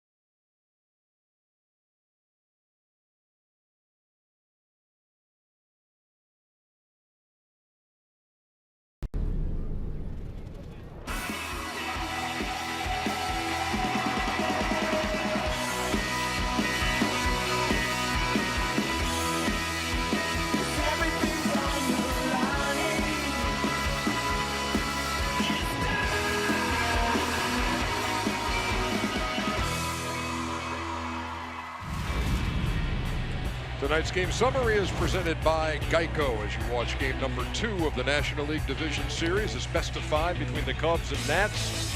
Chicago taking a 3-1 lead here into the bottom half of the 7th inning. Now let's go inside the booth, presented by Vizio.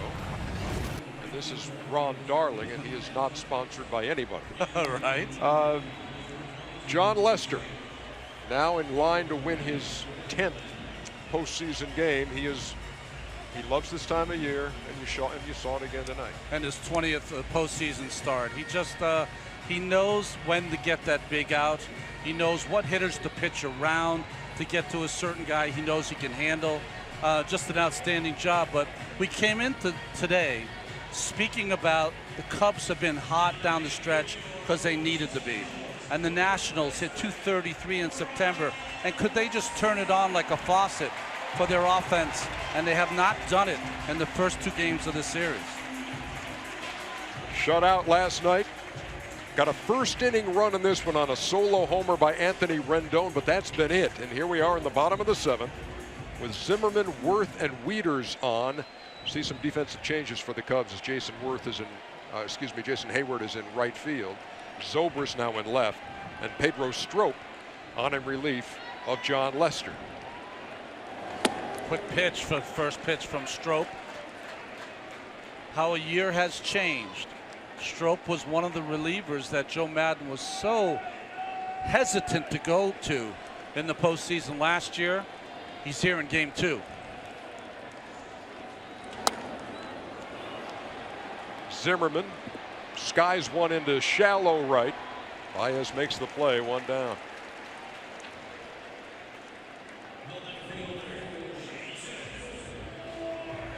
Here's Jason Worth. That's a pretty good line over the last 10 2/3. No runs and 12 Ks. That's how you make sure you pitch yourself onto the roster. You know, Dusty Baker had some interesting words today. He's talking about his offense, and he said what you have to do is you have to figure out the opposition and what opinion they have of you. What does that mean exactly? Well, how they're going to attack you. You have to figure that out quickly, and then you have to counterattack it. The Nationals hitters haven't figured out even the attack yet.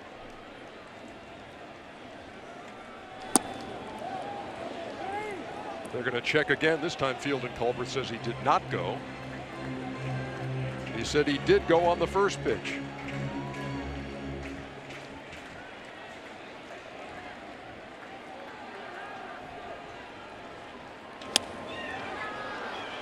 In the air to left, near the line, Zobrist, after switching from right to left, puts it away for the 2nd out.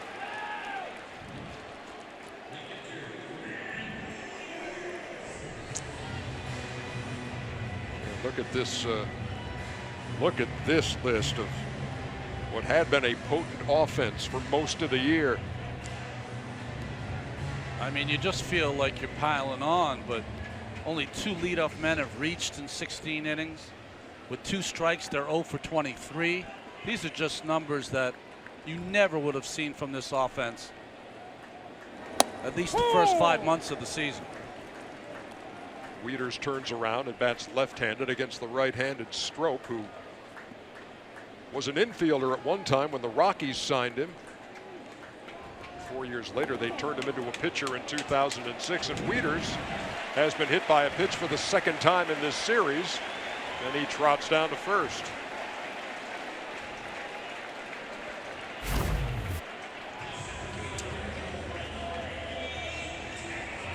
Well, Hendricks hit him last night with a changeup. A slider here hits him off the toe, and maybe the one break that these Nationals need. We've been talking about Taylor's taking some of the best at-bats, walked in his last at-bat, and he's got power to go deep. He represents the tying run in a 3-1 game.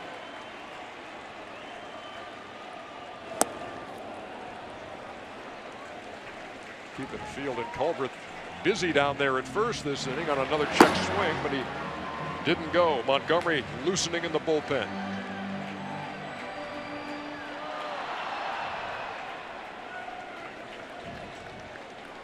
Strop with the trademark cocked hat. Throws up and in to Taylor. It's 2-0.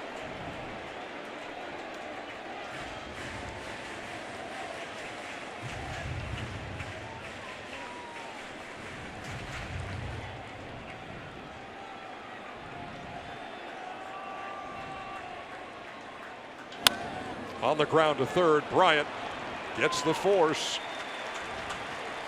They can't do anything with the hit by pitch. We are through 7, and the Cubs lead by 2.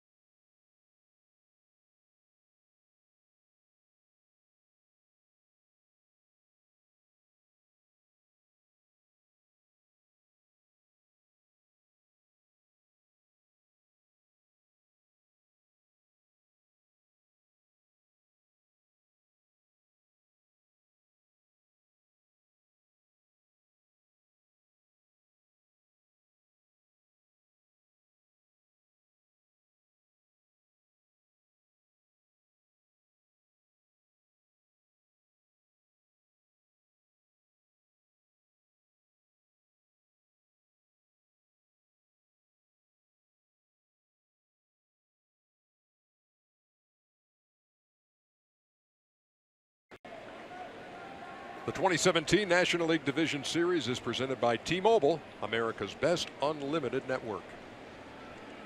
We move to the top half of the 8th inning. Ryan Madson is the 4th Washington pitcher. He worked an inning last night and gave up a run. On a couple hits and a walk as he breaks on Mora Jr.'s bat with that first fastball. Last night he faced John Jay, the first hitter, who doubled, and then he retired a couple before Rizzo knocked in the run with a double. And that gave him a little breathing room for that 3-0 win. Here tonight it's 3-1. And Almora, the leadoff hitter, looking for his first hit. He's 0 for 3. 3 flyouts.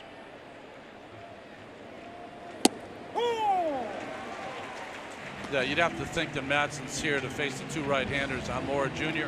and Bryant, and Oliver Perez, who's in the bullpen, would come in to face Rizzo.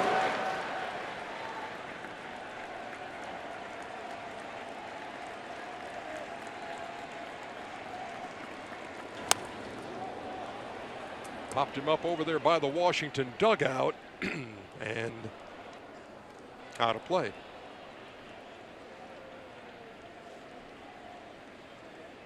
Talked about Madson last night and how he's part of this reinvention of the Washington pen with Brandon Kintzler and Sean Doolittle. Madson being the 8th inning guy.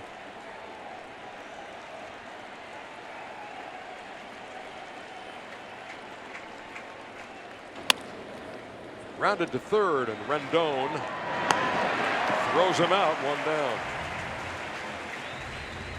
Remember when Madson was a mainstay in that Philadelphia bullpen, and then looked like they were going to re-up for a long-term contract, and then kind of had the rug pulled out from under him. They signed Jonathan Papelbon. Well, they couldn't agree to terms, and then they traded for Papelbon, and then he hurt his arm. Needed Tommy John in 2012, retired from the game and then came back.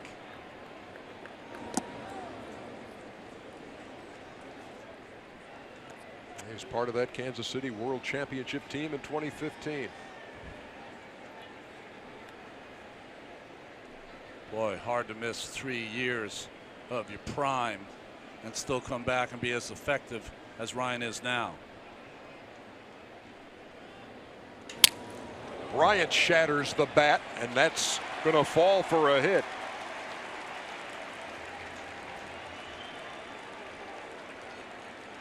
Two for 4 for the reigning MVP. And Dusty Baker on his way out with Rizzo coming to the plate, as you speculated, Ron, that's why you got Oliver Perez getting loose to go lefty-lefty. Good pitch by Madson. Fortunate hit for Bryant and the Cubs.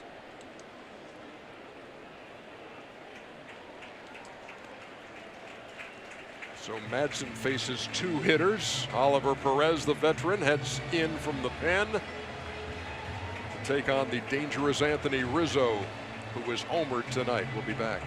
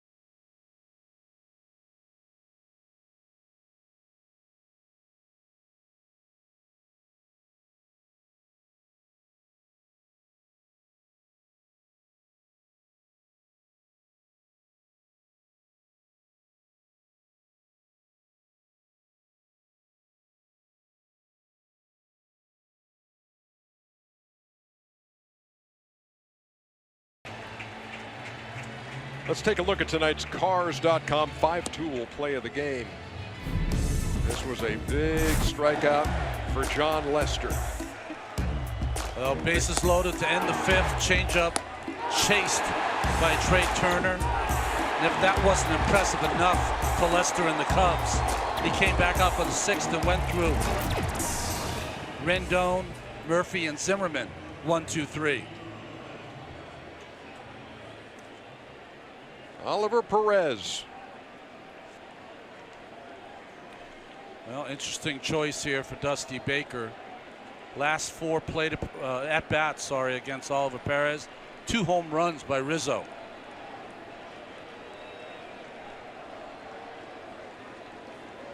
Bryant, the runner at first as Perez throws over.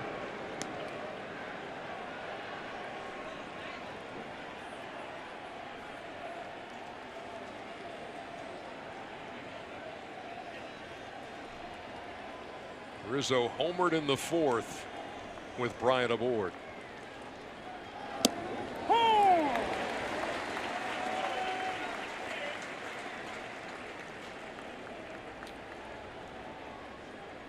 Perez has a lot of different pitches. He throws from all kinds of arm angles, especially with his breaking ball against lefties. 36-year-old who's been around.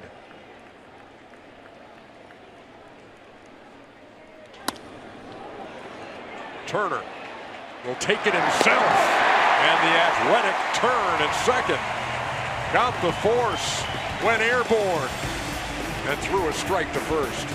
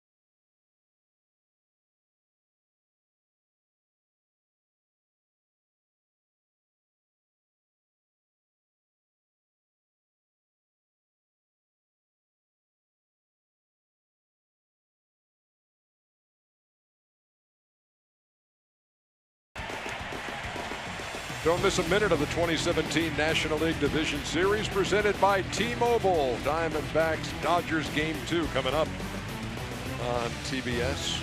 It's a big moment right now for Adam Lind. He's going to pinch hit to lead off the bottom half of the 8th.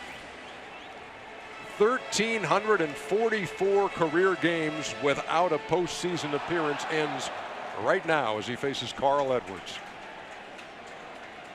Edwards pitched in last night's game, the 8th inning also, and scoreless with a couple of strikeouts.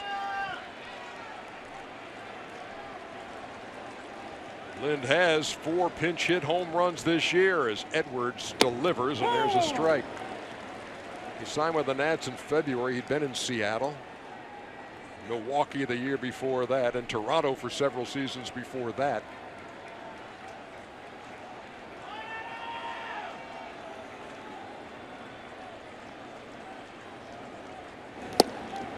And he's behind quickly 0-2. He was kind of sitting by the phone in the offseason, Ronnie, waiting for somebody to call, and Washington had interest in Brandon Moss, didn't get him, and they turned to Lind, and it's been a good decision for them. 303 average, 14 bombs and 59 runs batted in. And in his first postseason game, he pokes a single to left. He's going to hold up as Zobrist played the carom. I would think you got to run for him, right? First, the hit to left. Nice hitting. Inside out swing. Was thinking about 2, but nice play by Zobrist to get to it. And the guy they've chosen to pinch run, Victor Robles, and everybody's heard about this guy. He's only 20 years old. And he's got more speed than you know what to do with.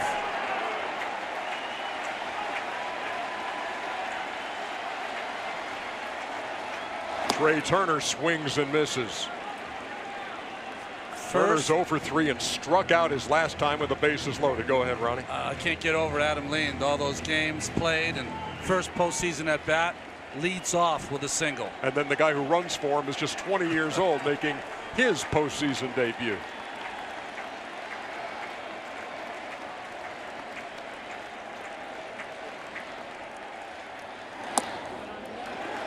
Downstairs, a ball and a strike. Turner looking for his first hit of this series. He's 0 for 7.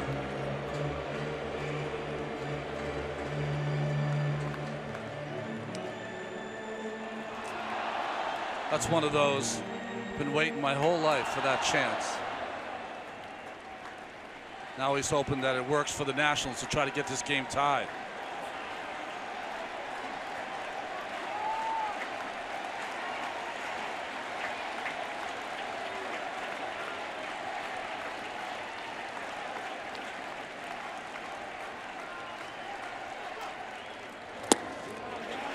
Stays outside, 2 balls and a strike. Robles, the runner at first, was 20 years and 111 days old when he made his big league debut, the youngest to do so this season. And he really only got the call up when Brian Goodwin went on the DL with a groin problem. And here he is in a big spot, pinch running, in a 3-1 game in the 8th inning. His skill sets are off the planet. 5-tool player in Robles. And nobody better to learn the art of base running from than the guy coaching first, 72-year-old Davey Lopes.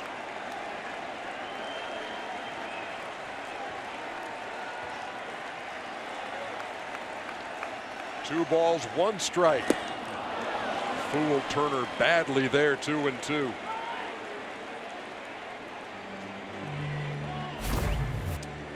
Good breaking ball here from Edwards. Fools Turner.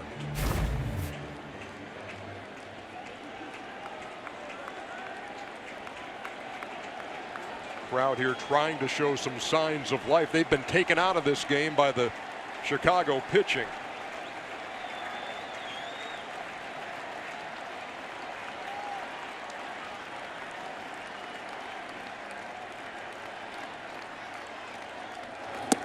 And Turner strikes out for the 2nd straight time.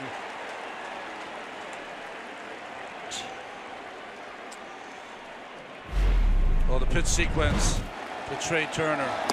Fastball cutting for a strike. Just misses down and away. And then 2 breaking balls in a row. 1 off the plate and 1 down.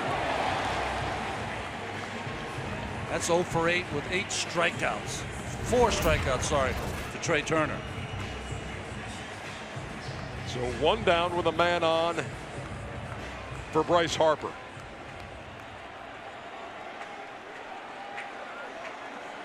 Next 4 guys can all put the ball out of the ballpark and tie this thing up with one swing.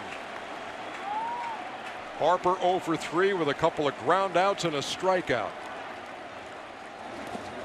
Made him look bad, 0-1.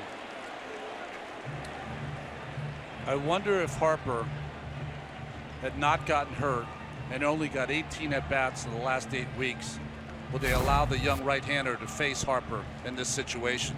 Might have seen a lefty. Good block by Contreras.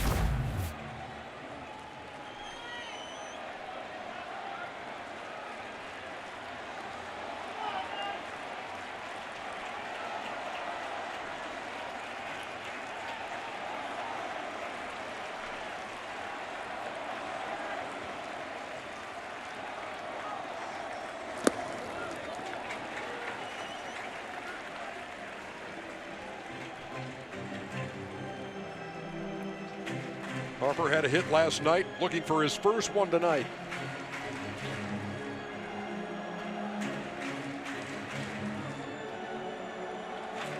Joe Maddon's had Mike Montgomery up, the left-hander.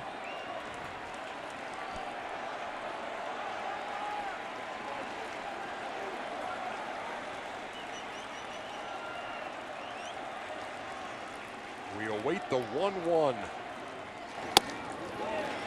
In tight to Harper, 2 balls and a strike. Robles is the runner at first, as you see Wade Davis, who got the save last night. Well, Montgomery's up if it gets to Daniel Murphy, and if it goes past that, then Davis will be in the game.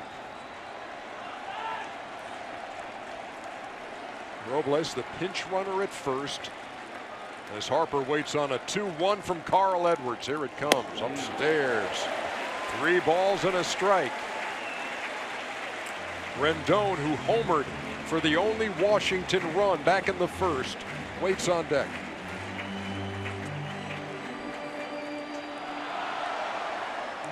Edwards' batting average, left-handers and facing left-handers, only 119. But when you're facing Harper and he's only had limited at-bats, you're facing the legend of Harper. Not only that is he sat out, damage he can do. There's a drive to right. No doubt about it. Tie game.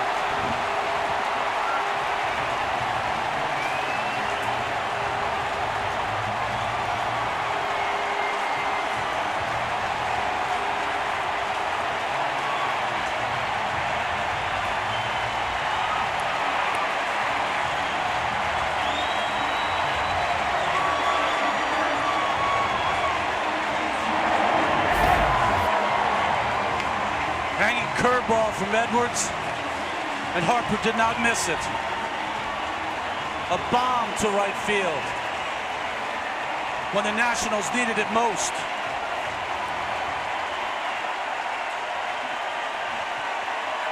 Great reaction from Adam Lind, the guy who's single, making his postseason debut, started things in the 8th. And all of a sudden it's 3-3. And all of a sudden it's noisy in this joint. 0-1 to Rendon.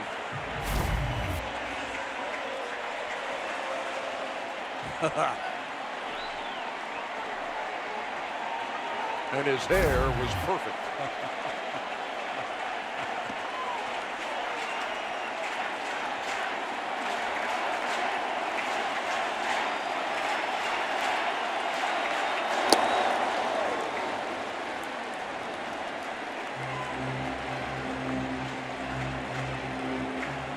What a moment here in D.C.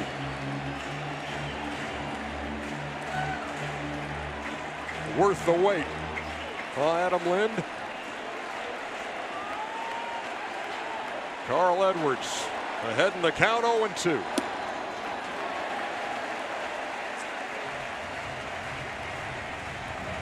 These playoff games, you have to have your best players come up big.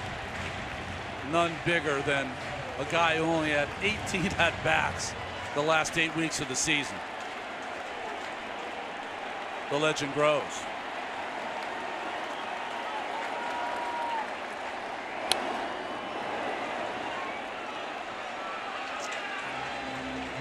Rendon's been on that fastball by Edwards. Only 2 at-bats off Edwards.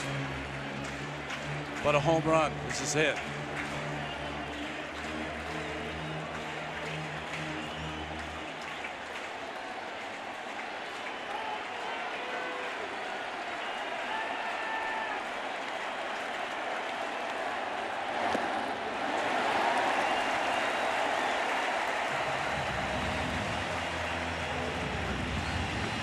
Doolittle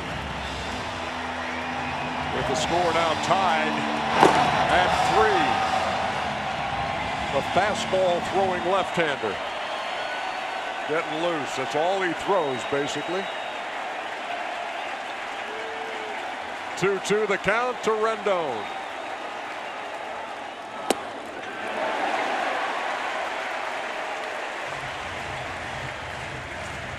Last year, the Cubs had the safety net in the postseason of Aroldis Chapman, with Davis setting him up.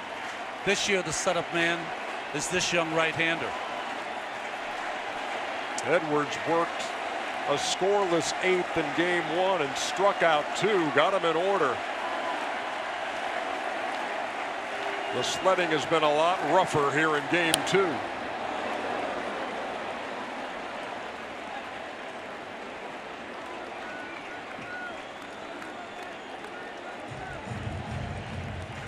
Adam Lind, a single in his first postseason at bat ever.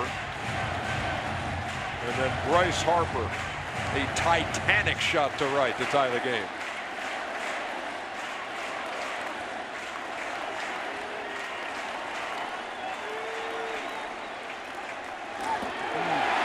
That was a 50-footer for ball 4. Rendon on at first. Another look at Bryce Harper. It's interesting to watch the bench and the excitement of all the Nationals players and the stoicism of Bryce Harper, who's been doing this his whole life.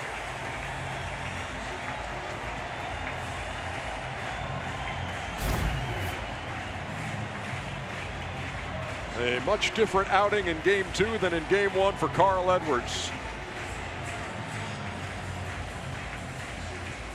And he will depart with the go-ahead run on base. And Daniel Murphy due up. The call goes out to Mike Montgomery.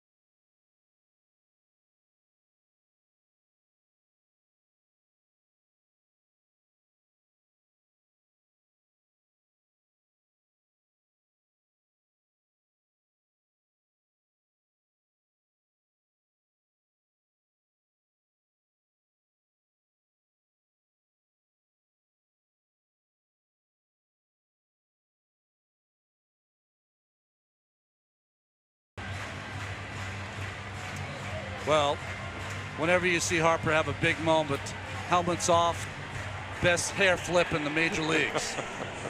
Not even close. Shaking hands with Adam Lind, who got it all started. And it's not finished yet. Mike Montgomery, the left-hander, on to face Daniel Murphy. Variety of roles for Montgomery this year. Bullpen has started some games. Never has faced Daniel Murphy.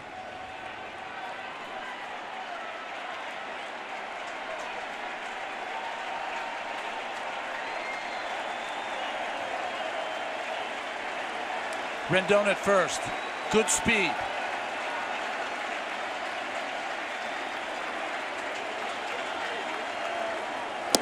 Murphy takes a strike, 0-1.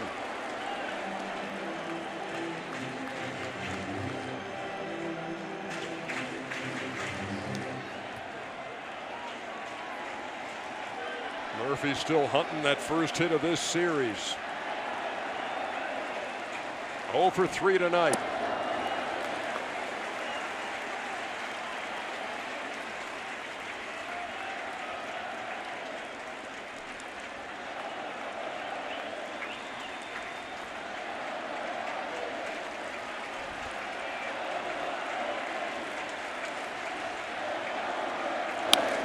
Slapped into left field, base hit. Zobrist over to cut it off and keep Rendon at second.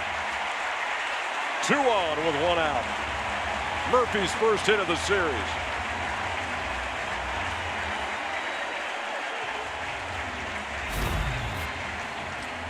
Good hitting by Murph. Lets it travel deep and laces it down the line.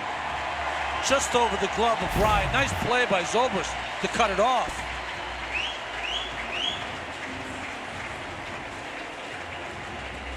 So now, go-ahead run is at second. Go ahead, Ronnie. Well, I'm just saying the most tenured national here with a chance to put his team ahead.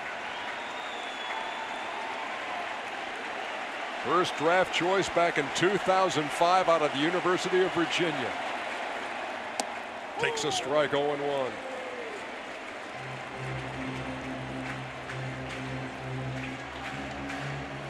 Singled and stole a base in the 5th. Was one of the runners when the Nats had the bases loaded against Lester in the 5th when Turner struck out to end the inning. The Nats have rallied to tie it here in the 8th and threatened to take the lead. In the air to right field. Zobrist goes back at the track. And that ball is gone. Ryan Zimmerman. A 3-run homer.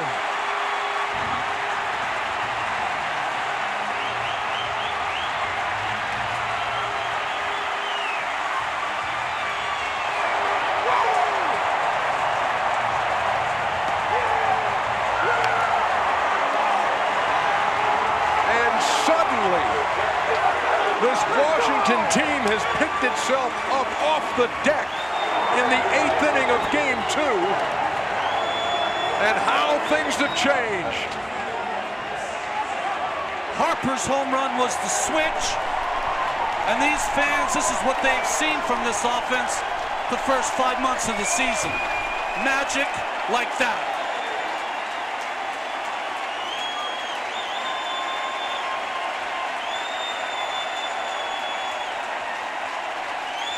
"15 minutes ago, you didn't know if anybody was in this ballpark. Now you can't hear yourself think."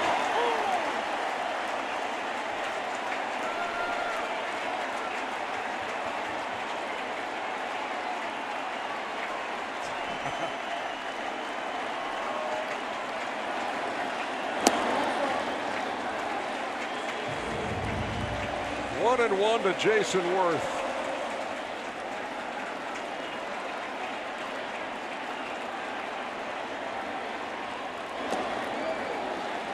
One run through 16 innings for the Washington Nationals. He wasn't sure. And now 5 in this inning. He wasn't sure he got enough of it. But anything up in the air today has been blown out. And that one into the flower bed. Harper with the home run. Ignites Rendon with the walk. Murphy with a single. Zimmerman with the 3-run shot. They've been doing it all year long.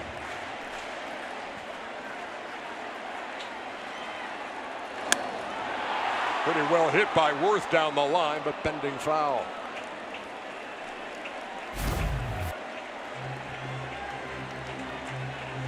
Harper's reaction even more enthusiastic than his own 2-run shot. Watching Zimmerman hit a 3-run bomb.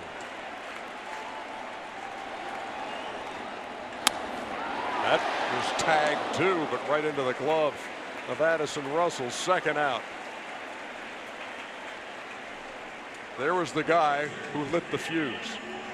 Adam Lind, first postseason at bat after more than 1,300 games in his career. There's the guy who tied the game with a ball that may still be going.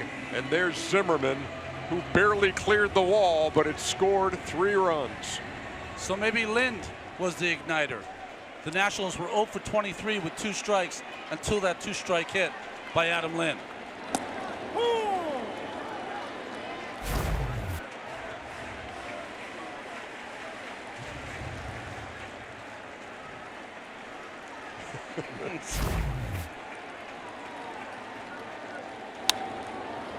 A prized possession for that Nats fan, that's for sure. Right now, that big guy in right, almost all but forgotten who caught the first home run, or the home run by Rizzo.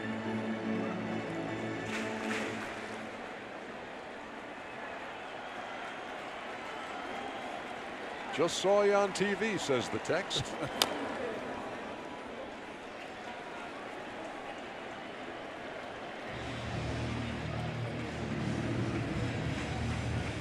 You and I came into this series thinking it was going to be a slugfest. Not that there were going to be tons of runs scored, but that these 2 teams were evenly matched. It wasn't until the last 5 batters.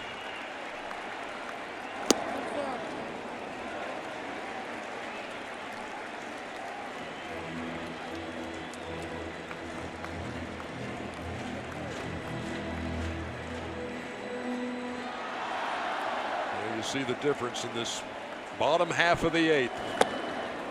The offensive explosion they've been waiting for here in Washington.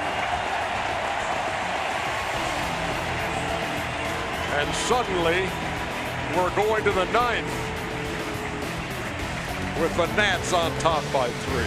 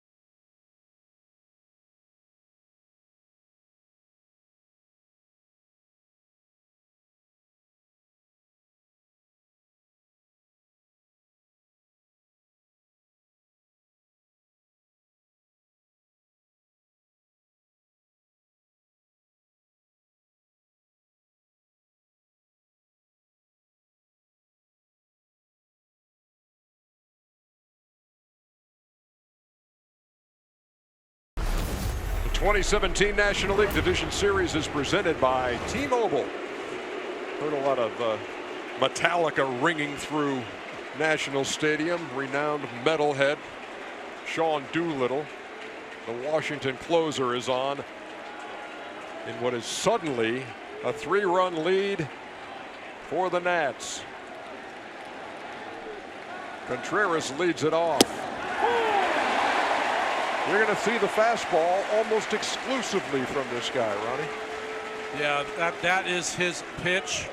He's appeared in 8 games in the postseason, all with Oakland, but has not recorded a save.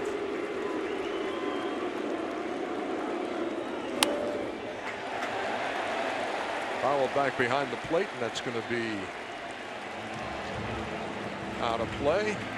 Left fielder is Victor Robles, the 20-year-old. He'll never forget his postseason debut, pinch running for Lind and then scoring in front of a 2-run shot by Bryce Harper, and then Zimmerman delivering a 3-run shot. Fouled back again. Ronnie, I don't know what you did on our day off last Monday, but I know what Sean Doolittle did on their day off. Eloped. What? Yeah. He and his wife Erin, who had semi-planned a big wedding in Chicago, and then decided, you know what, let's just go ahead and get this done. So congratulations to Sean Doolittle and Erin. Looking for his first save as a married man. I had not looked at it that way. There will be many opportunities in that department. Popped up again, straight back. Yeah, there you go. We had the afternoon off, so we eloped, and we've never been happier.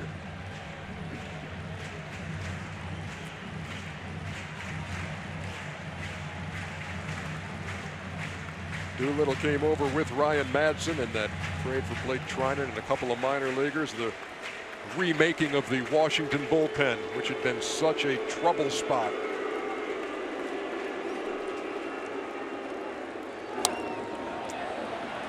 Well, the only reason that the Nationals are in this spot is because their bullpen was so good after Gio. 3 innings pitched, no runs, kept the score at 3-1 until the Nationals could explode offensively. Doolittle trying to finish it off.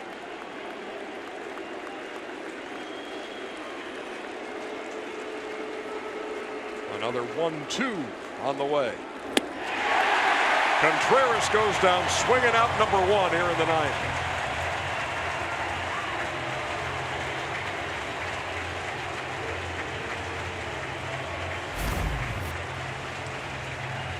High fastball out of the strike zone got Contreras chasing.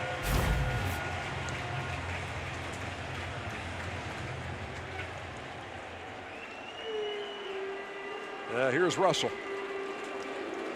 0 for 3 with a strikeout. To center field. Will it stay up? No, it'll fall in for a hit. Taylor will field. Russell on with 1 out. Well, you know what you're going to get, and it kind of sawed off Russell, but strong enough to get it into center field for a base hit. We talked about some of the demons that the Nationals have to contend with to get out of this first round.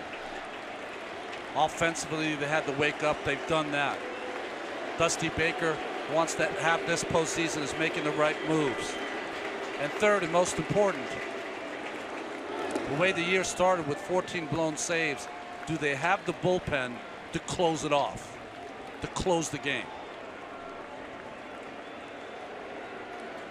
Keep in mind the Cubbies, second in the National League, 45 come from behind wins. They need some traffic on the bases here in the 9th, down 3.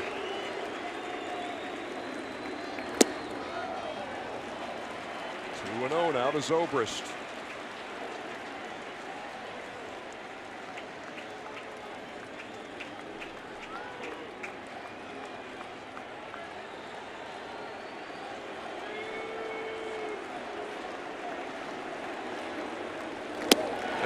right?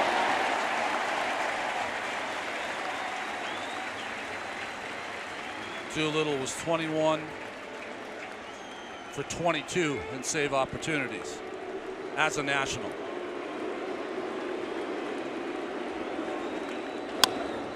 To third, Rendon to Murphy. Murphy, Zimmerman. And the Washington Nationals, who were against the ropes, deliver an 8th inning knockout and tie the series at a game apiece.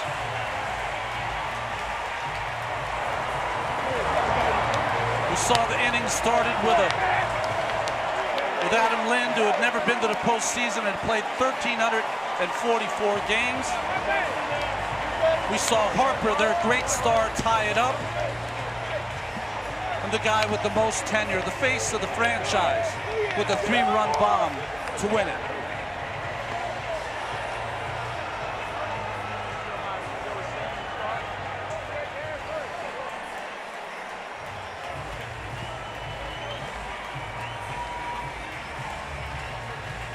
Going to the 8th inning, that team was down 3-1. Down a game in the series. And in danger of having to go to Wrigley, down 2 games in a best-of-5. Oh, how things have changed. Let's go down to Sam Ryan. With Bryce Harper and Ryan Zimmerman, they are on their feet here now at Nationals Park. New excitement. Bryce, your first home run in exactly 2 months, the 3-1 pitch. Take us through that at bat. Oh man, Edwards is pretty good out there, so just trying to go out there and do the things that I can to help my team win, get a pitch I could drive, and I got one, so got pretty lucky. We saw the emotion on your face, your reaction. How did that feel at that moment? I mean, try to be as calm as I can during the game and everything that happens. Once this guy hit that homer, I just let it all loose and busted it out. These fans have been great for us all year long. They showed up tonight, and for us to come back and win that ball game like that, pretty incredible. Ryan, then you with 2 on. We saw you made things interesting along the base paths in the 5th inning, but then the home run for you. The moment for you, what was that like? Oh man, we've been struggling to score some runs, and our pitchers have been throwing the ball great, and offensively we felt like we've kind of let them down. So to kind of bust out that inning and get on top was huge. Obviously, going down 0-2 is not good. Timely hitting coming in the 8th inning for you guys. You don't go down 0-2. Now you go to Chicago 1-1 with Max on the mound for Game 3. The feeling for this team now? I mean, obviously a huge win. That's a really good team over there. Obviously last year they know how to win in the postseason. And, going down 0-2, going into their place, even with the pitchers we have, would be tough. So needless to say, big win. Congratulations. Thank you. Ernie, back to you. Thank you, Sammy. Yeah, they don't get any bigger than that, Ron. I tell you what. Been doing this a long time, Ernie. It's about as good a one as we've done, isn't it? Oh, and such a drastic change in the feel inside this ballpark. 41,000 have been taken out of it by splendid Chicago pitching. And then an 8th inning rally ignited by a guy who'd never been in the postseason. Sometimes you just need your best players to just come up big one time. And both Harper and Zimmerman did it. Final score, 6